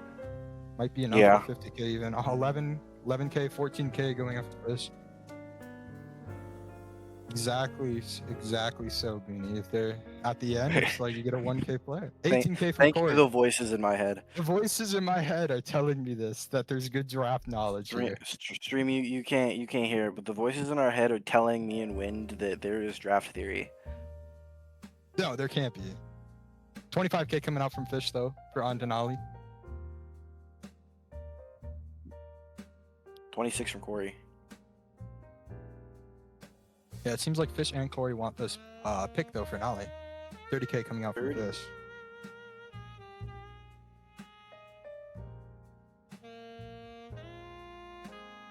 $31 from Corey. More than half of Corey's budget for 5th player. 32 from Fish.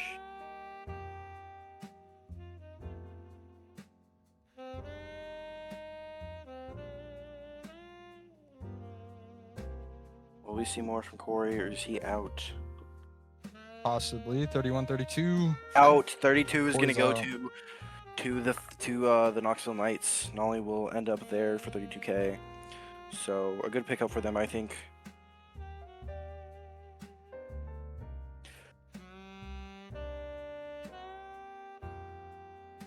Was Nolly's first season AOC season 8? I thought it was 9.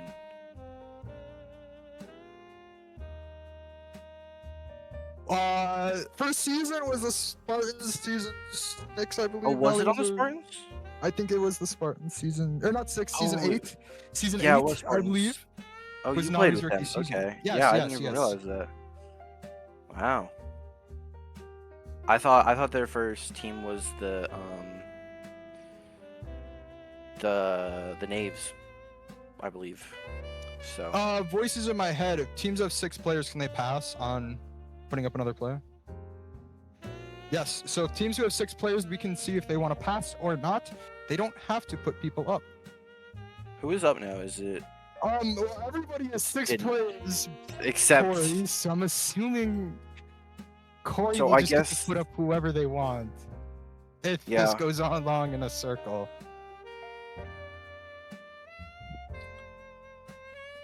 it seems like Didn't doesn't want to put someone up, so we're asking the voices in our head if they want to put someone up.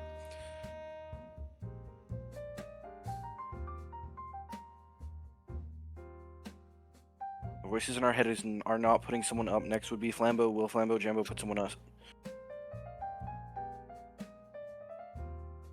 Corey could easily just get 2 players uncontested here. I mean, yeah, with everybody else having 6, like with this league at least, where there's so many people left over, it's not like Corey's.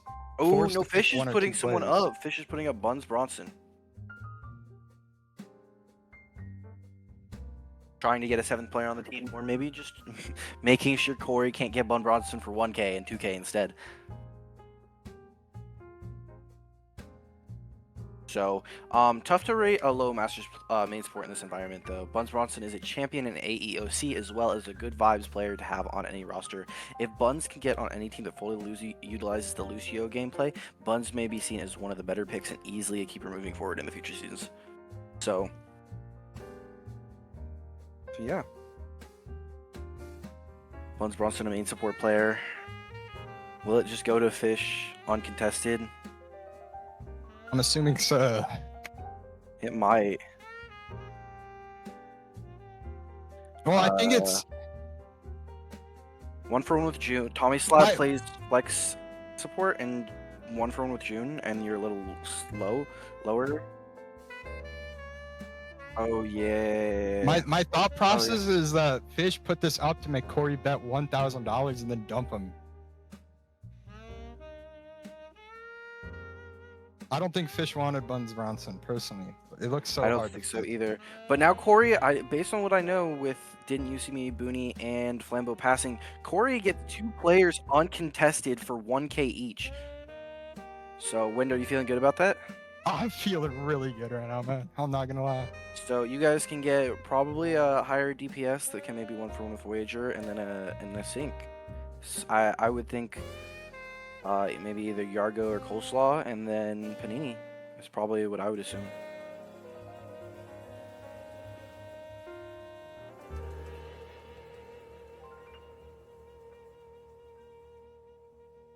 We'll see what happens. Yeah, I mean, Waiting for it's all Corey's up to choice. whatever Corey wants to. I mean, Corey gets to pick 2 players out of the remaining pool, pretty much. Or 3, technically. He could choose 3 uncontested if he really wanted to. Because everybody else is passing, so... Yeah.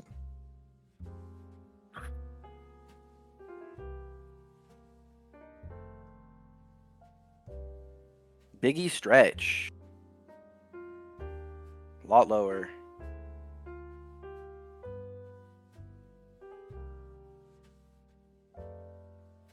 Yeah, you are the only person who could bid against this Booney. Are you going to? Well, it seems... I think there are others who can, but they are in call and will not, so... And Booney is not, so... For 1K, Biggie Stretch is going to go to the Winnipeg Wolves.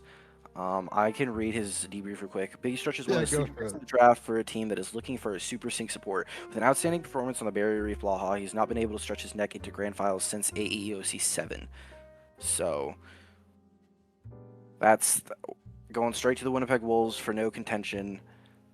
Let's see, and I think everybody else is probably going to pass again. It's going to end back to Corey again, who can pick another player uncontested for 1K.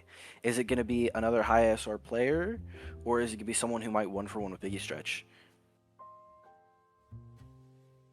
What's up? Oh, Yeah, Corey could either pick up, you know, another big player who 1-for-1 with like Voyager or something, or picking up a player that just 1-for-1s with Biggie Stretch.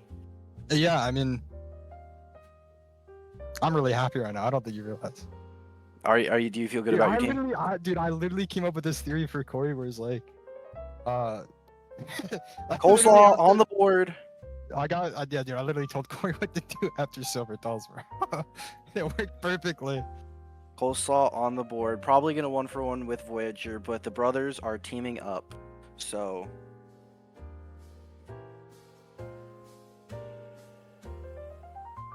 I can. Do you want to read it, Coleslaw's? Oh yeah, sure. Why not? I'll read my brothers. Rising quickly out of the basement of the AOCS Season 10 draft, Coleslaw has become a league-wide name recognition now compared to the seasons past. This is no small part due to his Junker, which is his top 3, if not top 1 in AOC. Give me 1 second now. But with the expanded hero pool of some hit scans and venture Coleslaw, it can be a low-risk, high-return 6th or 7th player for general managers to consider. And yeah, I mean, maybe the last pick of the draft, Coleslaw, is probably going to go to the Winnipeg Wolves for just 1K. Yeah, not even a contention. Does Corey want a 7th man? It seems like no. The last person to put up maybe is Booney, since he's not in the call, to maybe put someone up. And that is draft everyone. Good job to all the captains and the manager war for drafting today. Unfortunate for the people who did not get drafted today. Keep your heads up high though. Always next season. So for sure, there's always free agents too. There's a possibility maybe one player gets picked up depending on how team comps are looking. So, that was the 3-hour, 15-minute draft, which I thought was gonna be less than half of that, but I know. But yeah, any thoughts, Wind, on these teams? You wanna maybe we can go through them real quick. I'm confused on how Didn't You See Me maybe in Year's teams are gonna look. I agree. Fish's team. I'm also interested on how the monsters are going to look. I see multiple options on who can run where and what the comp is exactly going to look like. I don't think it's going to be... I think I'm more confused on where everyone is going for the Koi and the Nuttier team, but I at least can see options for the monsters. So... but yeah, honest, to me, my favorite team right now is probably the Codfather. I think the team's really scary. It's got people who've worked together before, so there's definitely cohesion there. Yeah. I think the Wolves are a bit scary. I don't got anything else to say. You don't think so? No, I'm happy, bro. I'm happy. You're happy? Yeah, I mean, I'm also happy. I'm satisfied with my team. Regardless of how well we do, there's a ton of people I want to play with, so, you know, I'm feeling good. But thank you to everyone for showing up to the draft. We'll see you soon for our first game whenever that gets scheduled. Have a good night, everyone.